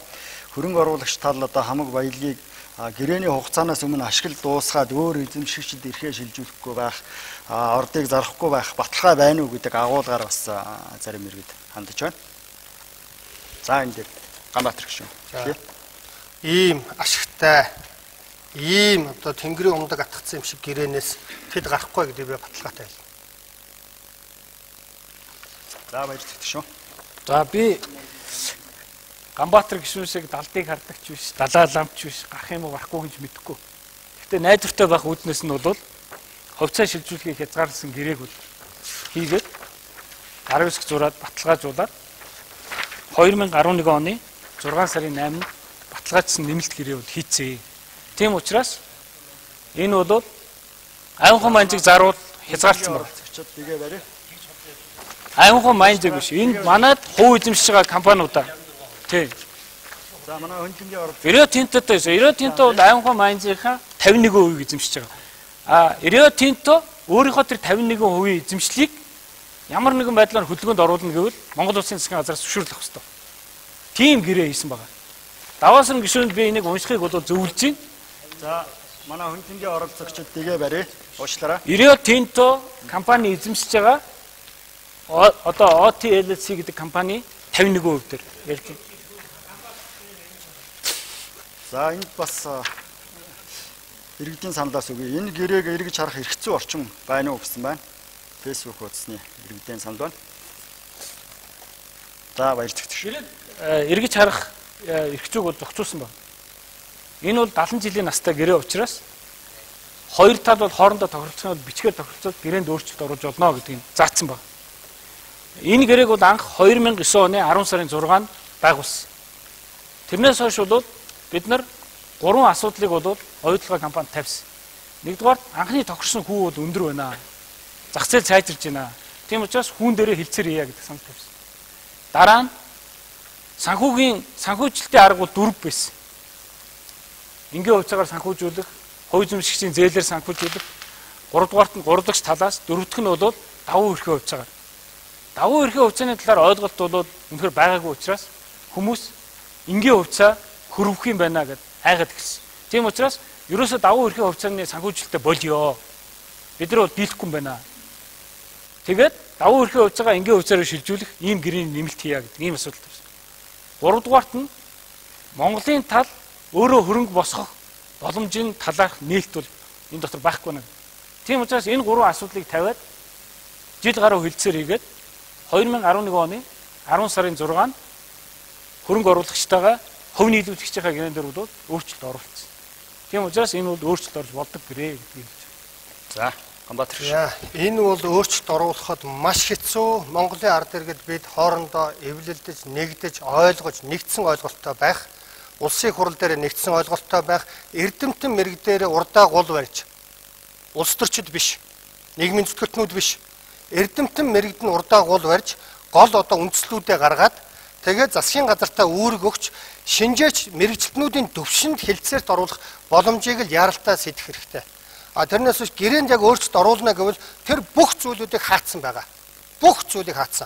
Өнөөдөр ямар сайндаа хаардангаас сая нэг бичиг ирсэн шүү дээ. Одоо тэр жилийн өмнө ирсэн бичгэн дээр бие биенээсээ бичгээр зөвшөлдсөний дараа бид одоо өөрчлөлт оруулна. Бичгээр л одоо бие биендээ болж байна гэж хэлнэ хөөс уулзах ярих байхгүй. Дээр нь хоёрдугаарт арбитрийн шүүх. Өнөөдөр бол одоо 3 дахь орны арбитр байж болно шүү дээ. Лондонгийн арбитр гэж байгаа. Өөр арбитр байж болно доо. Тэгэхэд чинь манай дархны арбитр гэж хэлээгүй шүү дээ. Чинь бас тэгтээ бол нэг бас 3 дахь ийм арбитрийн шүүх гэдэг бол яг капиталистуудын өөрсдийнх нь луврын нэг механизм байгаа шүү дээ. Гомдол гарахад дараад нь хэн мөнгө төлсөн үйлчилгээ авдаг. Тэгээ үйлчилгээ авахд тэр чинь зүгээр удаагаал байх юм бол хоногийн 40-50 мянган доллар гэж ингээл яваал байдаг зүйл. Шүүх биш. Арбитр гэдэг бол капиталистууд байгуулсан өөрсдийнх нь хоорондоо одоо маргаанаа шийдүүлдэг механизм. Тэгээд энэ дээр бол бид очих юм бол зүгээр л худлаа. Тэгээ хамгийн гол нь энэ дотор байгаа заалт нь арбитрийн шүүхтэр байгаа тохиолдолд гэрээ бол ном ёсороо явна шүү гэж заасан байгаа. Өөрөөр хэлбэл тэн дээр тэр нутагт нь очиод бид удаагаад байх тусам буудлын мөнгө төлөөл бид шатаад байна л гэсэн үг. Ийм аимшигтай гэрээ байгаа. Тэгээ тэр дотор бол одоо үндсэндээ өөрчлөлт оруулахад бид бүгдөө нийлж болохгүй боломжгүй гэж зүйл биш. Шинэ Гвиней байна. Одоо энэ Мадагаскар байна. Энэ одоо олон орнуудад бол энэ гэрээнүүдийн өөрчлөлтийн талаар бас ярьдгаа. Зүгээр мэдээж бүр нэг ичмэр юм дээр бол тэднээс өөрчлөлтгүй яах вэ? 8 сарын дараа өөрчлөсөн байна гэдэг чинь бас нэг гайхуулаад байх зүйл биш. Зүгээр гол нь бидний яг нэн эрх ашигтай холбоотой зүйлүүдийг өөрчлөнө гэдэг бол маш хүнд. Тэгээд манай засгийн газар гомдол гаргах эрхийн бүгдийг ингээ хаацаалаад хаагаад тэгээд 60 хоногийн дотор мэдэгдэн, тэд хоногийн дотор мэдэгдэн бүр ноцтой одоо хөрөнгө оруулагч зөрчил гаргасан тохиолдолд бараг л дугаа байна гэсэн байгаа шүү дээ. Би нөгөө заалтуудыг хаагаад сая олсонгүй энэ дээр 15 6-ад байдаг ш санагдаад байна. Тэгээд энийг бол бүгдийг бид унших хэрэгтэй. Нээлттэй байх хэрэгтэй. За баярлалаа. Энэ гэрээний заалтууд бол бүгдээрээ вебсайт дээр нээлттэй байгаа. Гэрээнүүд бүгдээр бага бүгд дөрвөн гэрээ дөрүүлээ нээлттэй. Энд ерөөс нууц юм бол байхгүй. Дээрээс нь одоо бол би оюут толгой компанид хүсэл тавьсан. Монгол Эрдэс оюут толгой компани. Та нар энэ дөрвөн гэрээг нийлүүлээд хэвлээ. Сонирхож байгаа хүмүүс нь уншгий. Тэгэхээр Ганбаатар гишүүний сая ярьж байгаа арбитрийн шүүхийн талаар бол Ганбаатар гишүүн маш буруу ойлголттой юм байна шүү дээ. Монгол улс Алтанд орнод Монгол гэдэг компани Лондонгийн арбитрийн шүүхтэр ялсан байхгүй. Орос Монголын компани. Тэгэхээр яагаад Лондонгийн арбитрийн шүүх гэдэг юм бэ гэхээр дэлхий дээр бол хамгийн сайн эдийн засгийн хуультай улс бол Англи Саксоны улс. Англи Саксоны эдийн засгийн хуулийн үндэслэл нь бол Английн хууль гэхгүй.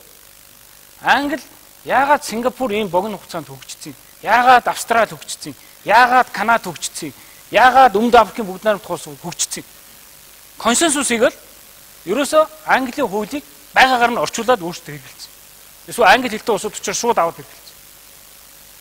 Сая гүрж өөрчлөлт хийсэн. Английн хуулийг байгаагаар нь шууд аваад орчуулад хэрэгжилсэн. Яагаад гэвэл дэлхий дээр Англи Саксоны эдийн засгийн хуулиуд суурь байхгүй. Тэгэхээр тэр маргааныг өөрөө хаана шийддэг сонгодог газар нь бол Лондон байхгүй. Тэрнээс биш Rio Tinto Англи Австралийн компани учраас Лондон сонгоогүй байхгүй. Тэнд монголчууд ялж болдог газар байхгүй. Хоёр удаа бид нар ялд байгуулчихад байгаа шүү дээ. Боинг компаниг шүүгцэн асуудал дээр бид нар ялсан.